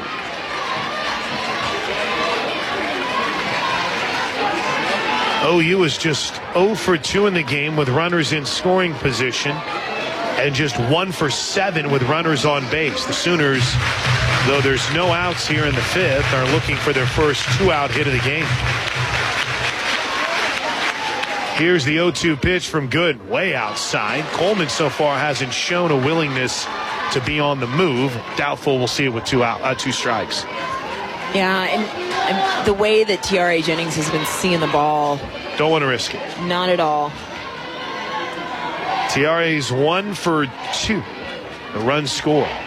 And she lines one to second, caught by Flaherty, but quickly back to first is Coleman. I mean, Jennings hit that on a rope. That's just a tough break. It's a good stroke. Ella Parker has reached base both times, DJ. Walked in the 3rd and then singled and was stranded at second in the 1st. Her season average is up to .416. First pitch, a little bit up and in, ball 1. We speculated that you might see a defensive change here, and indeed we have. Belvey is out in left field, Kerstays in center, Harding in right. The 1-0 pitch is up and away, 2-0. I don't know if I've ever seen a right fielder positioned right now where Harding is positioned. The warning track? She's on the warning track in right field. That is amazing. Well, at that point, if you're getting burned, it's leaving the yard. There's a rip down the right field line. Fair! Coleman around second. She's on her way to third. The throw is not in time. First and third. 1 out. Oklahoma, behind the freshman Ella Parker, has something cooking here in the top of the fifth. Ella Parker making quite a case for freshman of the year. That's all I'm going to say about it. But let's not forget, Ella Parker was critical in scoring that run back in the third in the first and third situation. You know that's the conversation going on in the circle right now for Florida State. Everybody came together after that hit. Now they separate. Back behind home plate goes Edenfield, who's chatting with her dugout. They want to make sure everyone's on the same page. And here's Alyssa Brito. Brito's walked twice. First and third. This is how the Sooners score their only run of the game with a double steal with Ella Parker. First pitch is up and away, ball one. That might have been another reason, too, why everyone came together. Hey, this is where we gave up a run the last time.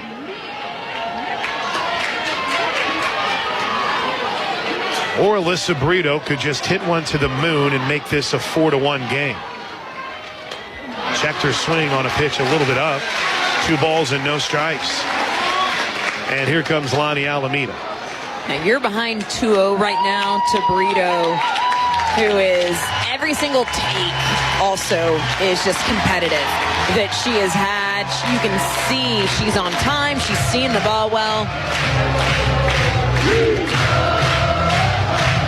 The huddle in the circle includes Lonnie Alameda and her entire infield. Patty Gasso talks with Fale Steele as JT chops it up with Brito, his on-deck hitter Pickering, and the Sooner base runners. And the crowd has worked into a frenzy here. Lonnie's done with her conversation. Lonnie Alameda spent 5 years at UNLV, and in those 5 seasons only had 2 years in which she was over 500. But when she went to Florida State, Deej, it wasn't much of a program. Yeah. And she's turned it into a powerhouse. She's won 8 Coach of the Year awards in her career. She's one of the best. And I think what's cool about her staff, too, their staff, Travis Wilson's been there for over a decade. So, I mean, it's pretty awesome to see what they've built. 2-0 pitch to Brito is a wild pitch. Here comes Coleman with the go-ahead run on a wild pitch. It's 2-1 Sooners. Good, and threw it to the backstop. And Coleman wasted not a second as she flies in from third. It's 2-1 Sooners. Wow. You take your runs in postseason any way you can get them. And the Sooners have pushed 2 runs across in this ball game, and neither one of them have come on RBI base hits. And it's a 3-0 count now to Brito. Parker took off for second. You put Brito on at this point. The way she's seeing the ball. And she swings 3-0 and loops it to short. Torres makes the catch, and there's 2 away, excuse me.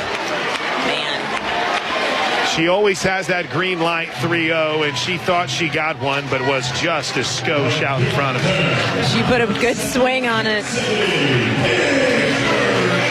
They are, and here comes the pitching change. They're going to go, I would assume, with the lefty, right? McKenna Reed? Yes. And Reed, Cade Pickering, and I think we just need to quit guessing who they're going to put in the circle, because we've been wrong. I've been wrong every time. You've been right. You tell me to slow down. They will go back to the freshman, Danley. Now, Danley has not faced the bottom half of this lineup. She did face Pickering and Hansen back in the first. But again, Reed struck Pickering out in the third. And Pickering hit Danley hard last night. 2-1 Sooners. They've scored on a double steal. They've scored on a wild pitch. This pitching change is brought to you by Love's Travel Stops. Love's Travel Stops, the heart of the highway. So, need a little timely hitting here. Runner in scoring position. That's a huge run. This is the 4th pitching change among 3 different pitchers that we've seen from Lonnie Alameda tonight. An inning for Danley so far. She gave up a hit, walked 2, but hasn't allowed a run. Reed has been tagged with an unearned run.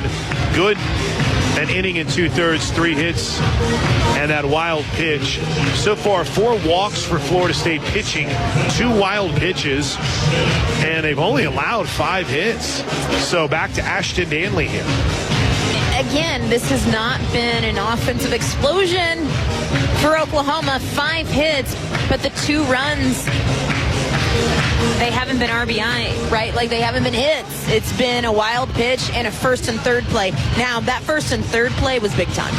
It really was. The way that it was executed by Ella Parker, you practice it, and I can say, when I say you practice it, this team practices it probably more than anybody in the country, and always have, right? But it's for that moment right there. You're pushing runs across the board, and right now, what is potentially the winning run?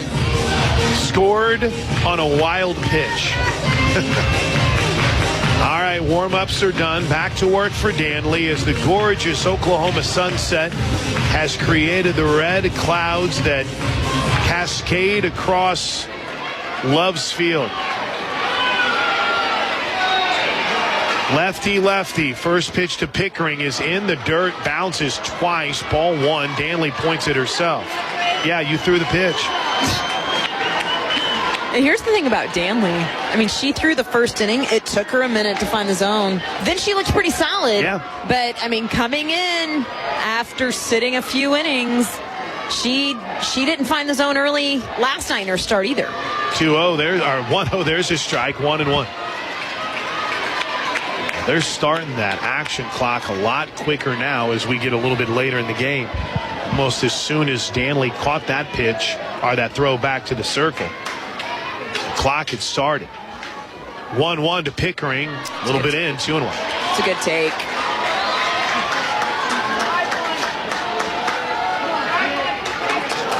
Sooners have won 17 straight postseason games. It's a school record. Looking to make it 18 in a row. The 2-1 is lifted pretty deep to left field, at the track, at the wall. It is gone! It's gone! Cassidy Pickering goes opposite field and gives the Sooners a 4-1 lead on the first home run of the game for Oklahoma. This place is juiced. I said we needed some timely hitting. How about these freshmen, man? Wow. Pickering is such a stud, and she just goes about every at-bat with calmness and just does her thing. And I asked Coach Gasso about last week in the regional. She goes, I don't want them to know what they're doing. And you can see it in Pickering. She's just going about her business. That is big time. For Cassidy Pickering, it's home run number 10. So the Sooners in their starting lineup, 12 home runs for Coleman, 22 for Jennings, 12 for Parker, 18 for Brito, 13 for Sanders, and now 10 for Cassidy Pickering. 6 of their starters have double-digit home runs, and Hansen has 9. First pitch, low, ball 1.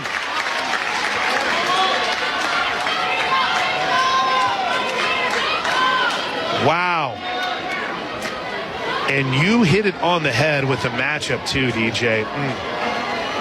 I think a bit of a mistake there by Lonnie Alameda, the 1-0. We're happy for it. There's ball 2. No, I'm with you, Plank. I think I kind of expected to see Reed come back into the circle. But I like this better.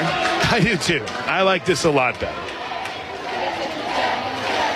4-1 Sooners. Here's the 2-0 to K9. She waits on the off speed and takes a strike on a bit of a borderline pitch. I still have yet to see the Sooner fans cheer for a strike call when OU's at the plate. Just point that out. Here's the 2-1 to Hansen. Off speed, caught the upper edge of the zone. Strike 2. Patty Gasso throws her hands up in disbelief.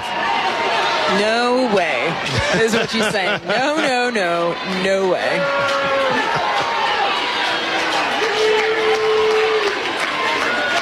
Boone waits on deck. The 2-2.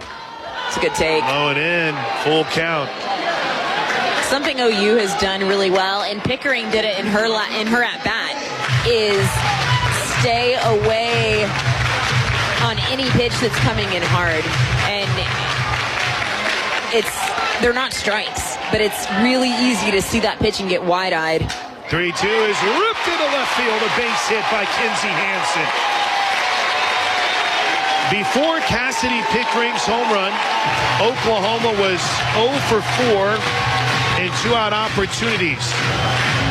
They've now had their last 2 hits with 2 outs. Here we go. Riley Boone. Hit number 7 on the game for the Sooners.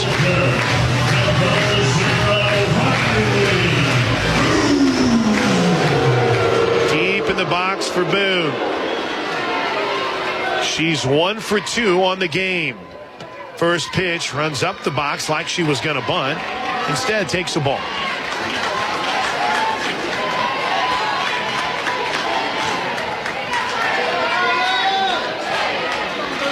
Four to 1 Sooners. Boone looking to add to that. The 1-0 pitch is chopped towards the right side. They'll tag Kinsey for the final out of the inning. Kinsey went running out of the baseline. Flaherty tags her out, and that'll do it for the Sooners in the 5th. But what a 5th inning it was. Yes. I said at the top of this inning, this is a turning point in this game. Oklahoma accepted the challenge. Here we are, up 4-1. You know, every dollar you donate to the Oklahoma Medical Research Foundation goes directly to research, helping Oklahomans and people everywhere live longer, healthier lives. Learn more about Oklahoma's Medical Research Foundation at omrf.org. NOU Athletics would like to thank the official Eat, Play, Stay partners. Visit Norman Bob Courtyard by Marriott, Midway Deli, Nashburn, and Norman NCED. Visit Soonersports.com for more information. Here's Jasoni Beecham. Homered her last time up. First pitch, a little bit up and in. Ball 1. Got to be careful here, DJ. Yeah, Beecham, you just can't let her get extended. And that pitch right there from Carly Keeney made that very clear. That was way on the inside corner. Here's the 1-0. There it is. Good spot. Strike 1. That's on that inside edge as well. Keeney looks confident.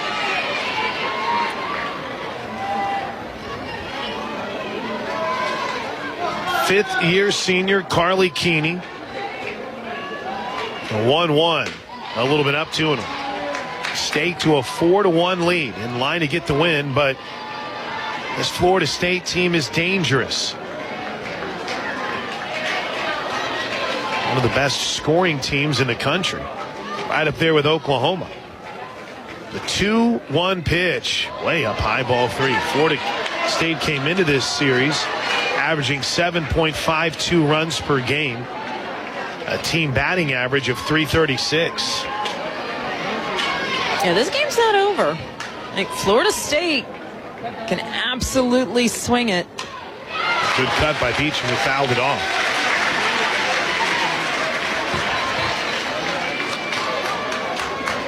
Along with DJ Sanchez, I'm Chris Plank. This game, it's only an hour and 50 minutes old, but it seems as if it's had a much longer feel to it this evening. The 3-2 pitch from Keeney. That ball's hit pretty well and deep to left center field. Coleman leaps at the wall. No way! Are you kidding me? Jada Coleman goes over the wall and takes away a home run from Jasoni Beecham. She is absolutely electric, and she timed it perfectly to take away a home run. Unbelievable. Wow. Wow. There's your number 1 play, Sports Center. Take the night off, editors. You're done. It's over. It's finished. You're not going to find one better than that. Maybe all year long. Maybe in the career of Jada Coleman. That was unbelievable. Unbelievable. 1 away. First pitch to Kaylee Harding is low and in, ball 1. She went up. She timed it. And did it again. Wow. One away. That's a big out. The 1-0 is a little lollipop change that misses ball 2. I see you, Carly Keeney. She's been working on that change this season. That's been one area that coach has challenged her, and she has paid it off. 2 balls and no strikes. Here's the pitch to Harding. That ball's thankfully foul. That thing was hit towards Mitchell Park. Harding turned on it and crushed it. Hannah Cora did indeed stay in the game after the pinch hit appearance. She's out, or excuse me, after the home run by Pickering. She's out in left field with Coleman at center and Boone now in right. The 2-1 is in for strike 2.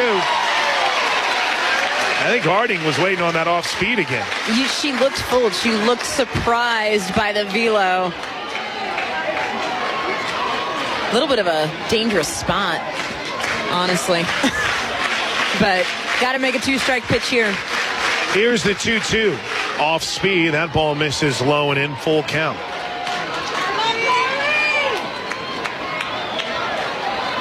Wow, what a play from Jada Coleman. That's what you need on the road to the Women's College World Series. Full count pitch. Hammer deep to left field. If it's fair, it's gone. That ball is long gone off the bat of Harding. And it's 4-2. The fans are saying that it's foul. It looked like it went over the foul pole. Yeah. I just saw Coach Gasso ask Hansen, was that fair? And I think I saw Hansen give the yes. I think that was fair. I know the fans that are over here on the first base line that can look down the third base line felt like it was foul, but I think that ball got right over the top of the foul pole. Well, and here's the deal for Wait a minute, here comes Coach Gasso.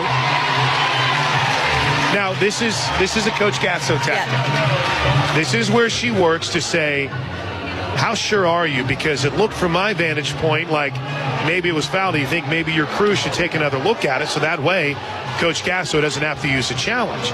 If you can create a little doubt in the umpires' minds, then maybe there's a chance that they might look at it without you having to use a challenge. Looks like Coach Gasso's not going to win that one. It was worth a shot. I mean, and here's the deal, too.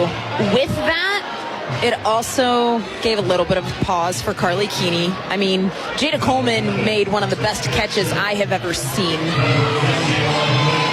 But really, it was a home run. It was a home run. Back to back. 4-3. Yes, back to back. And now you've got Edenfield in the box.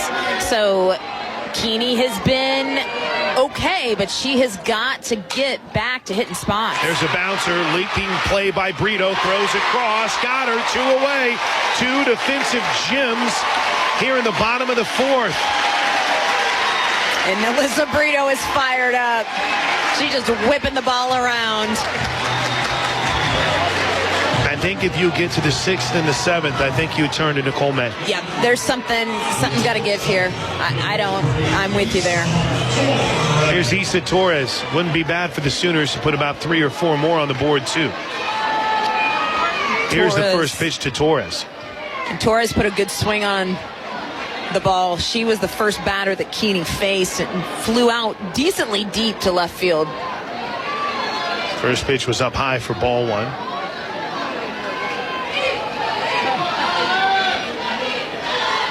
Left-handed hitting shortstop has hit it hard, has flied out twice deep. Keeney misses way outside, 2 balls and no strikes.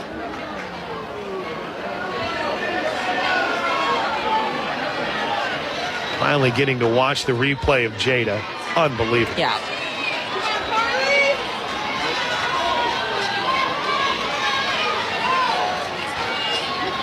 Here's the 2-0 pitch to the left-handed hitting shortstop. Plenty of time on the action clock for Keeney. That misses low, ball 3. I feel like that's been a strike. It's a pretty good spot. Watching that replay, I don't even know if Jada Coleman timed her leap right. No, well, and here's the deal. I mean, she wasn't even, that ball was hit so hard, she wasn't even back to the wall yet. There's a line drive down the left field line, base hit. Core plays it off the wall, throws it back into second wide. It's a 2-out double for Torres. And in Flaherty, here comes the tying run to the plate for Florida State. Florida State is getting to Keeney. Everything that they have hit has been hard, even the ground ball to Alyssa Brito. Flaherty has seen the ball well in this series so far. So, again, I was kind of hoping we would see someone pop out of the dugout. That someone is Jen Rocha. I don't know if this would be a pitching change yet, but let's go over the strategy while we pause 10 seconds for stations to identify themselves. We're at 8:59 Central Time in a key moment here in the Sooner Softball Super Regional against Florida State. OU 4, Florida State 2. Tying run comes to the plate with 2 outs. We'll get to strategy and everything coming up after this 10-second station ID break. This is Sooner Softball from Learfield. KRXO FM and KRXO HD Oklahoma City. Your home for the Sooners. 107.7, The Franchise.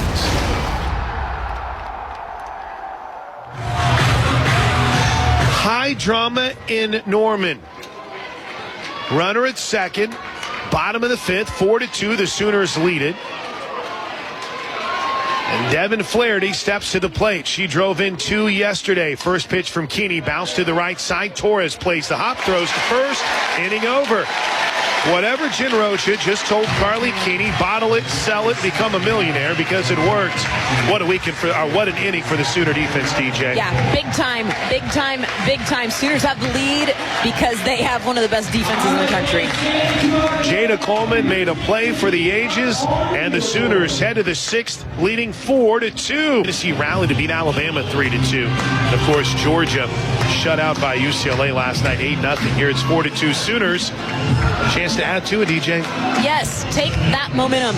I know that Florida State got a run back, but Jada Coleman kept a run off the board, again, with one of the best catches you are ever going to see. Take that momentum and try to put a little bit of distance and not let the Seminoles be in a position to just make it a game with one swing of the bat. Torres is 0 for 2 on the day. Takes the first pitch low and in. It is Danley back to work for ball 1. I wonder if we've seen all we're going to see of McKenna Reed as the 1-0 pitch is up high, 2-0. I feel like you and I have so many unknowns of, is she on a pitch count? Is she just really not feeling up to being back in the game? Because she didn't throw poorly at all. No. Again, I expected to see her throw to Pickering. 2 balls and no strikes to the right-handed hitting Sooner second baseman. Good pitch, strike 1. Mixing up the total pitches so far with the 3 so far this inning. Danley's thrown 41 in this game. McKenna Reed threw 35 through 2 innings, allowed a hit and a run. Walked 2 and struck out 1, and Gooden threw 21 pitches. 2-1 pitch, grounded back up the middle, cut off though by Flaherty. The second baseman throws to first, and there's 1 away. And I would say, honestly, that Reed is probably the pitcher that has kept this offense most off balance. I think you're right. Here's Sid Sanders. I love that Jada Coleman's on deck and is going to get an opportunity to hit in this inning.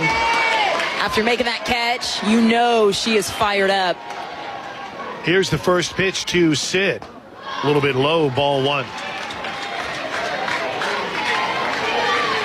By the way, actually, that's a pretty good point by Kendall, because there was a heck of a play by Rocco today in the OU baseball game. A leaping play in right field. That 1-0 skips well before the play. Rocco Garza Gongora. I mean, that was amazing. Yes. We've had both Oklahoma and Kansas have had some incredible defensive plays over the last 2 days down in Arlington. Here's the 2-0 pitch to Sid Sanders. That skips as well, ball 3. What does that mean when you see that on back-to-back pitches in your mind, DJ? Really, for Danley, I mean, we've seen her do that a lot. Yeah. I mean, her off speed is just inconsistent, and you can see her mechanics break down a little bit. Well, she's behind 3-0 here to Sanders, and that's not even close. Ball 4.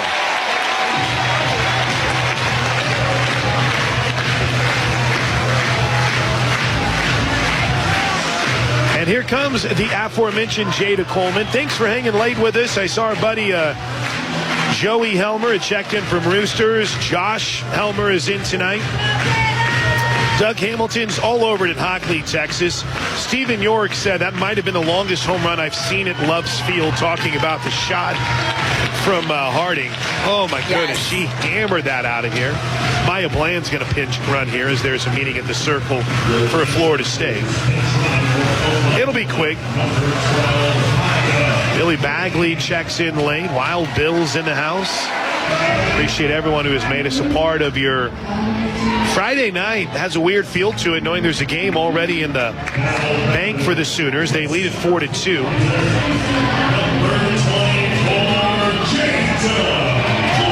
Coleman singled and started that 5th inning rally for the Sooners. First pitch shows bunt, takes the ball. Our buddy Sean had checked in last night and talked about how it seems as if this team has been really good at answering recently. When the opposing team scores a run, they answer. Happened last night. Yep. See if it can happen again here tonight. The 1-0 is a chop that's foul. It's got to be enraging to try to defend Jada Coleman. On the season so far, she has hit 12 home runs and has driven in 42 runs.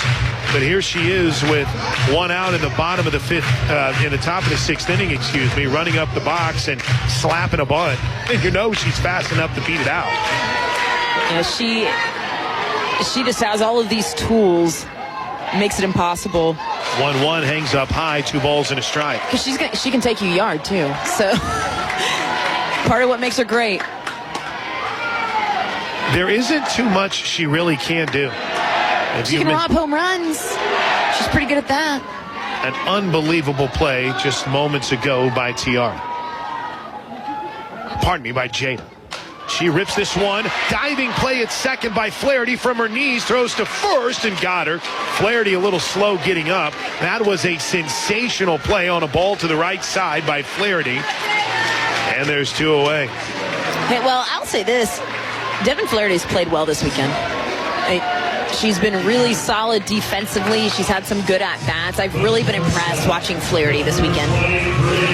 Just heard from our buddy Drew England. Arnie's tuned in Washington with the grandkids, Red Tornado Pete and Judy Foster watching in Tulsa. Here we go. Are they going to put her on? Yep. Yep, they're going to intentionally walk Tiare Jennings to get to Ella Parker here. In a 4-2 game, Tiare Jennings, who's 1 for 3 on the 9 with a double. They just credited a single. She advanced to second on a wild pitch, third on a pass ball, and then scored on a wild pitch.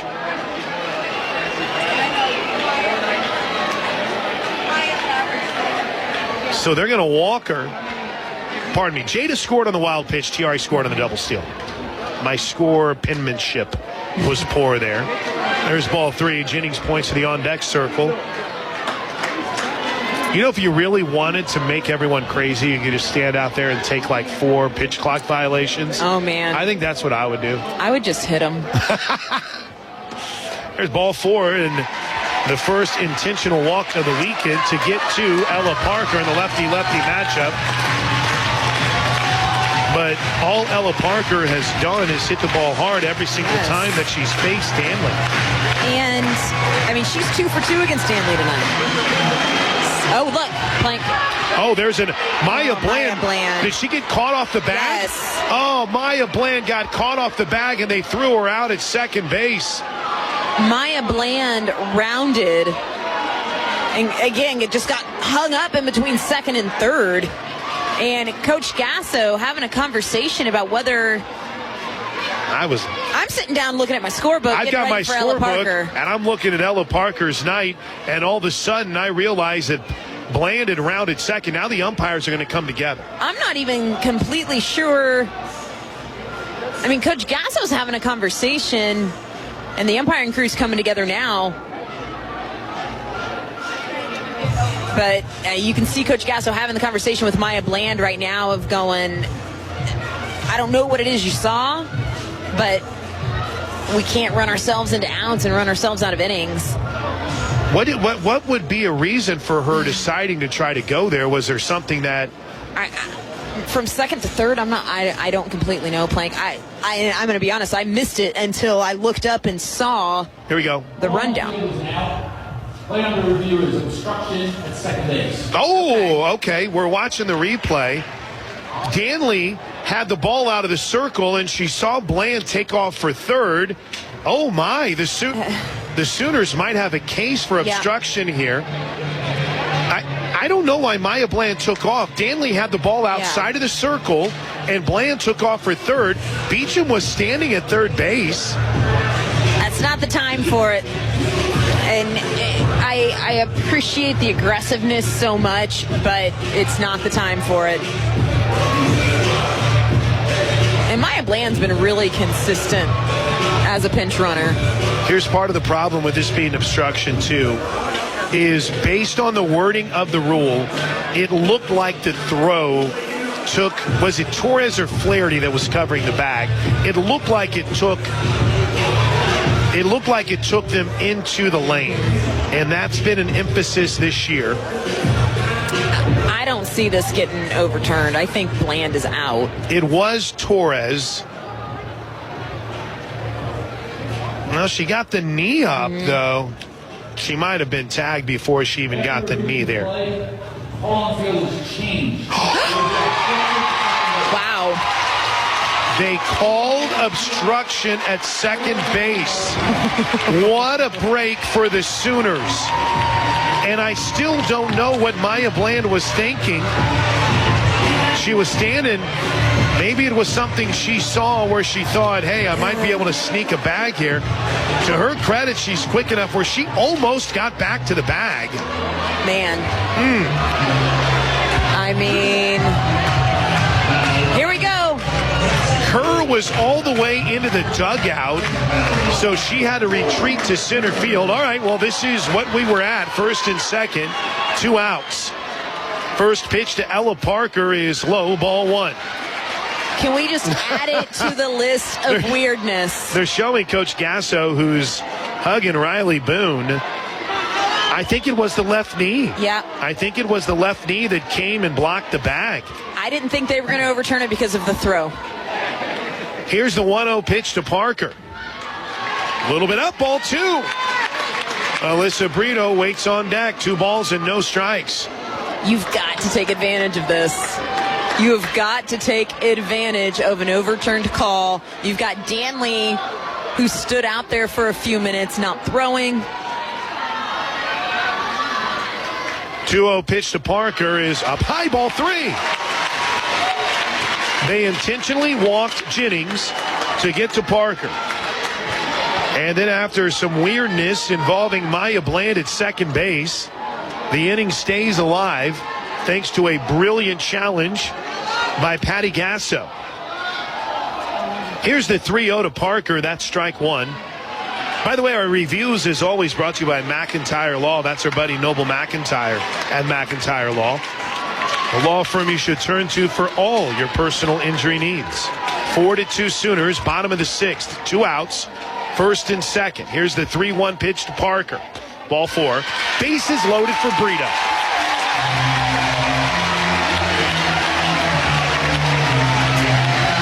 Alyssa Brito has been about as hot as they come. And she saw Danley pretty well last night. Hit 2 home runs last night, did Brito. Including one on a 3-0 pitch. Put this game out of reach. That is the message. Put this game out of reach. Brito's 0 for 1 on the night with 2 walks. Nowhere to put her now. Now, they're going to give him a timeout when the action clock was down to 0. Now we're ready. They reset it. Bases loaded. First pitch. Headed home to Brito. Check swing. Strike one right down the middle. I don't know how they determine in allowing time to be called and not get that in some instances, but not in others. But I'll continue to learn myself up. Well, and it happened yesterday, too. Yeah, twice for Florida State. The 0-1 to Brito is way up high. 1 ball, 1 strike. 4 runs on 7 hits for the Sooners, the visitors here tonight in the top of the 6th inning. 2 runs on 6 hits for Florida State. Oklahoma has been dinged with an error. Big moment in this game. The pitch to Brito. Check swing, strike 2. And you just see Brito not on time for that pitch. Again, take the strike. Alyssa Brito does a good job with 2 strikes. Don't chase a pitcher not on time for. Parker at first, Jennings at second. Bland at third. A ball and 2 strikes to Brito. The pitch, a little bit low, 2-2. Good take. Yeah. The pitcher in me is going, ooh, I like that location.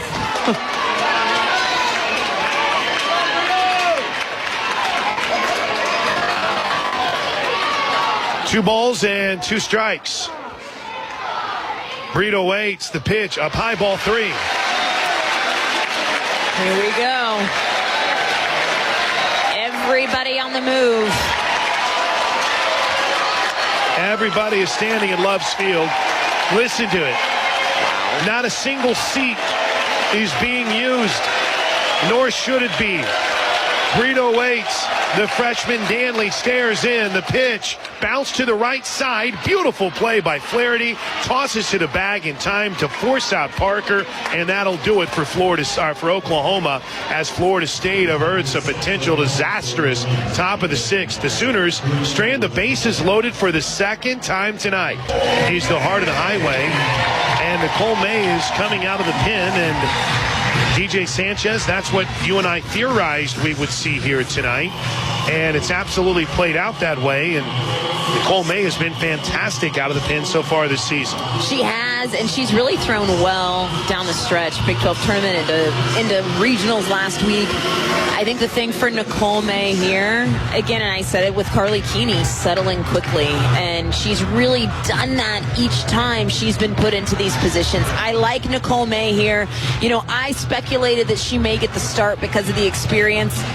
But you also got to love having the ball in her hand late in this game with a 2-run cushion. Let that experience that she has and the composure and poise that she usually shows ride this to a victory, hopefully. Well, they need 6 outs to get back to Oklahoma City. And they'll face Kaylee Mudge, who's going to re-enter here. She hasn't played in the field the last 2 innings. Janai Kerr and Amaya Ross. Avery Hodge has checked in at second base, so the infield has Sanders at first, Hodge at second, Jennings at short, and Brito, who's even with the bag now, a few steps in at third. Nicole May. First pitch from May is up high, ball 1. The numbers are as expected from Nicole May. She's been solid all season long. 14-2 with a 2.34 ERA. 62 career wins. The 1-0 pitch from May is nasty. Dropped in for strike 1. She was solid in relief last year, 6 times in 2023. 9 2/3 scoreless innings. Had a pair of wins and finished off 4 games with a save last year. The 1-1 swing and a miss, strike 2. Not even close. And she has been incredibly effective out of the pen this year. She's quickly ahead of Mudge. 1 ball and 2 strikes. Mudge is 1 for 1 with a walk after a rough night last night. 4-2, the Sooners lead at bottom of the 6th. The pitch to Mudge, a little bit out. Good play by Hansen. 2 balls and 2 strikes. May in the NCAA tournament so far, DJ, is 2-0 with a .7 ERA in 10 innings, 8 hits, 2 runs, only 1 of them earned, 15 strikeouts, 0 walks. The 2-2 to Mudge. Popped up. Right side is the rim for Sanders. Diving. Oh, my goodness. Sydney Sanders full send. Makes an incredible catch. One away. This Sooner defense has stepped up in a big way. And I can tell you, there's a huge grin on Coach Casso. Whether she's got it or not, she's grinning on the inside if she's not on the outside, because this defense has been absolutely stellar. Here's Jedi Kerr, one away. 0 for 2, but did reach on an air. First pitch, swinging, ripped to Sanders, plays it off a hop, takes it to the bag, 2 away. Oh, Sid Sanders could win mayor of Love's Field right now with the way that she's playing over at first. You just gotta love the grin. And even more than that, this has been so far the quickest inning the Sooners have had out in the field, and I like it. 2 quick outs. Get back in the dugout. First pitch to Ross. Oh my, that thing dropped off the table. Strike 1. 4 runs on 7 hits for the Sooners. 2 on 6 for Florida State. It's 4-2, bottom of the 6th inning. A win advances OU to OKC. There's strike. Ooh, a ball a little bit outside. That was a well-placed pitch. I really love that Mays entered this game. She's working quickly. She's getting the ball back and moving. The pace of this game has picked up since she's entered this game.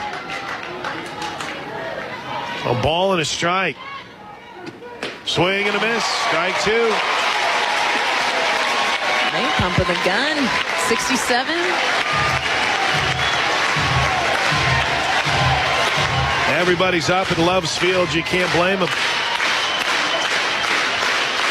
The 1-2 pitch from May. Bounce back to the circle. Nicole up, throws. 3 up, 3 down. The Oklahoma Sooners are 3 outs away from a return trip to Oklahoma City. Along with DJ Sanchez, I'm Chris Plank.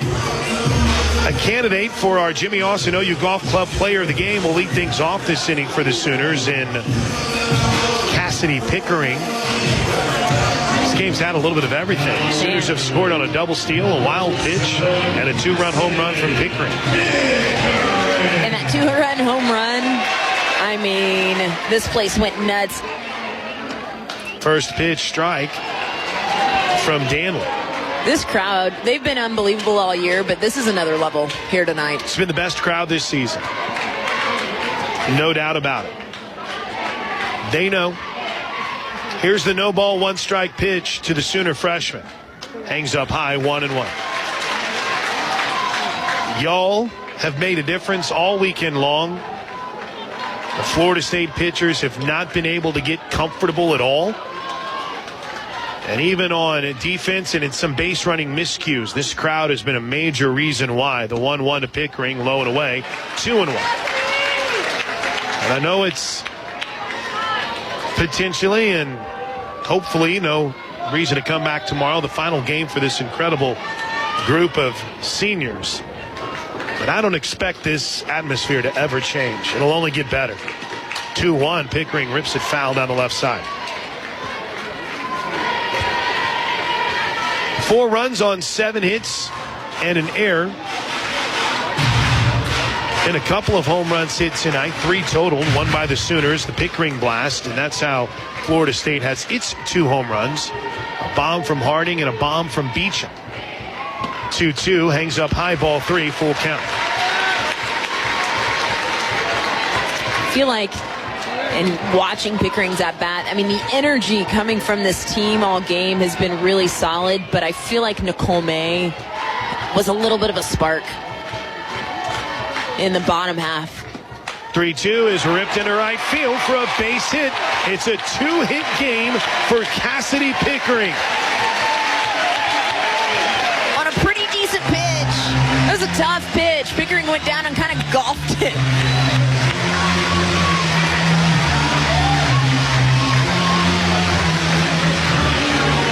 It was the 67th pitch of the night for Danley. almost get the sense that Lonnie Alameda is just going to count on her freshman to get her 3 outs here.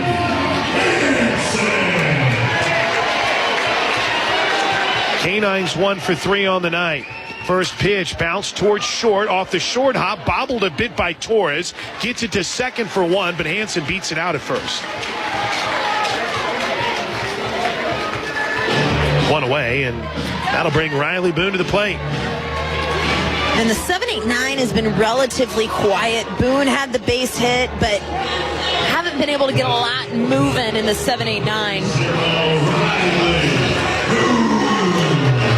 Danley has been significantly better tonight, but you feel like Oklahoma has just missed a couple of opportunities offer here this evening. First pitch to Boone is a little bit low, ball 1. Riley on the night, 1 for 3. Her night looks like this.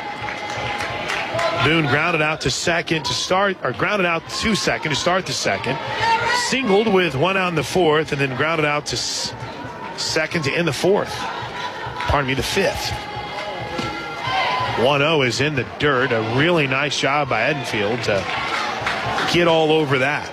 2 balls and no strikes. And big time hitters count here for Boone with Avery Hodge waiting on deck. We saw 2 innings and 35 pitches from McKenna Reed tonight.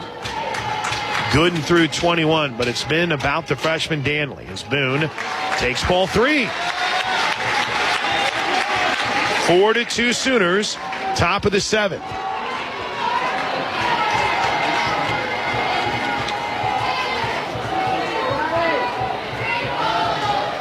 Pitch clock's at 6. It's now at 5.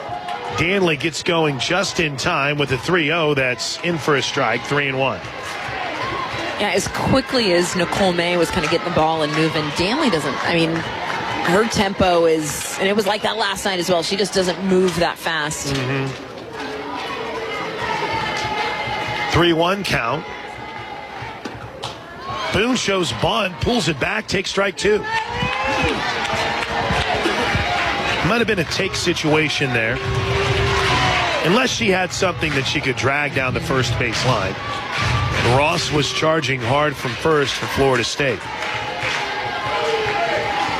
Here comes the 3-2 pitch to Boone. Ripped to the right side off a couple of hops. Flaherty will only have 1 play. It's to first.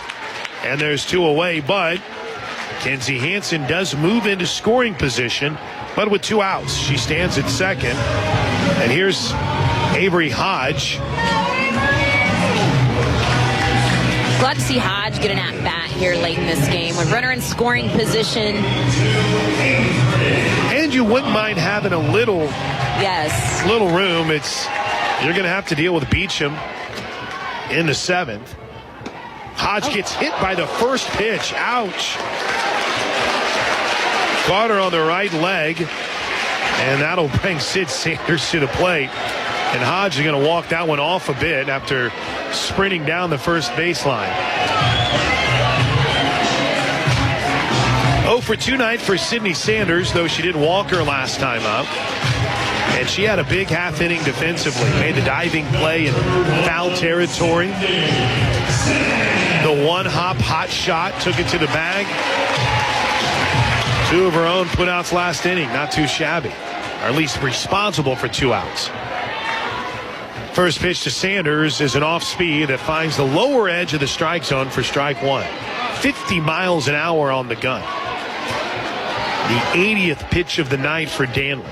Danley's changeup and that off-speed pitch, when it's there, it's really good. It's so inconsistent. 0-1, another off-speed, and Sanders just gets a piece of it, and Sid's quickly behind on the count. No balls and 2 strikes. I'm with you, Plank. Little insurance would be nice.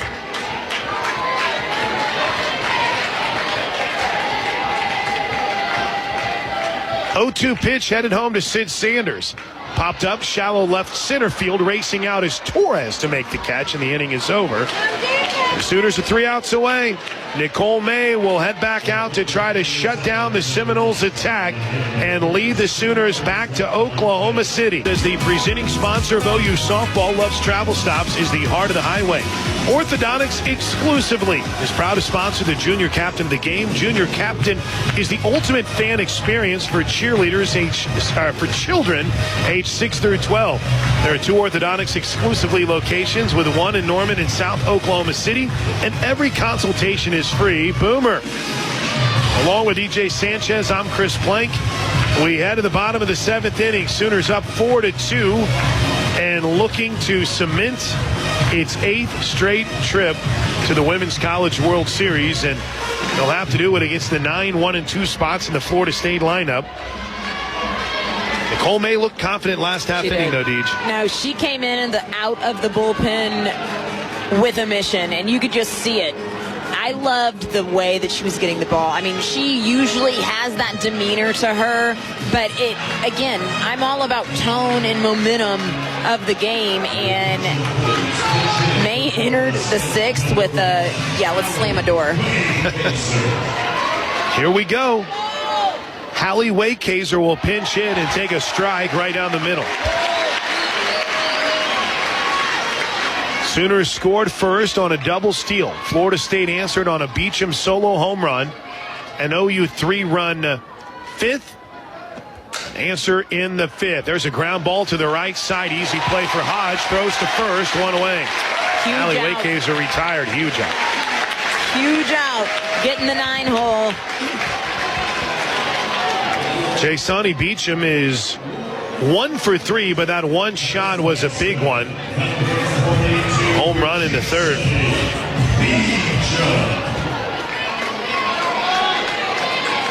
One of the Freshman of the Year finalists. First time she's ever faced Nicole May, and the first pitch misses low for ball 1. 1 ball, no strikes. 4-2 Sooners, bottom of the 7th.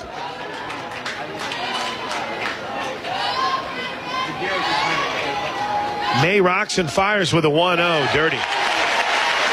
Strike 1. 2000, 2001, 2, 3, 4, 2011, 12, 13, 14. And every year since 2016, the Sooners have gone to Oklahoma City. The 1-1 has bounced foul at the plate. 16, 17, 18, 19. No tourney in 20. They win 21, 22, and 23 and won the whole thing. They're looking to do something that has never been done before and win 4 straight national titles. 2 outs away with May on top, a ball and 2 strikes. The pitch from the senior. Slow roll back to the circle. May throws 2 away. Everybody stands up at Love's Field. Heck, stand up where you are in your living room. Not if you're driving. At the bars, at the restaurants where you're tuned in tonight. They doubted him. They questioned him. They thought it might be impossible to get back to OKC with the way this team had played at times. The dangerous Harding, though, stands in their way. First pitch strike. Harding can't believe it.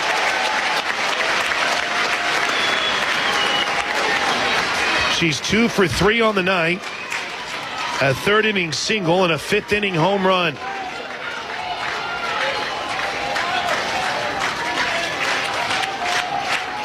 The 0-1 bounce to 3rd. Brito throws. Ball game. Oklahoma City, the champs are here. The Sooners are headed back to OKC for the 8th straight season in pursuit of history. No team has ever won 4 straight national titles, and the Sooners have a seat at the table starting next week in pursuit of 4 in a row and the 8th in program history.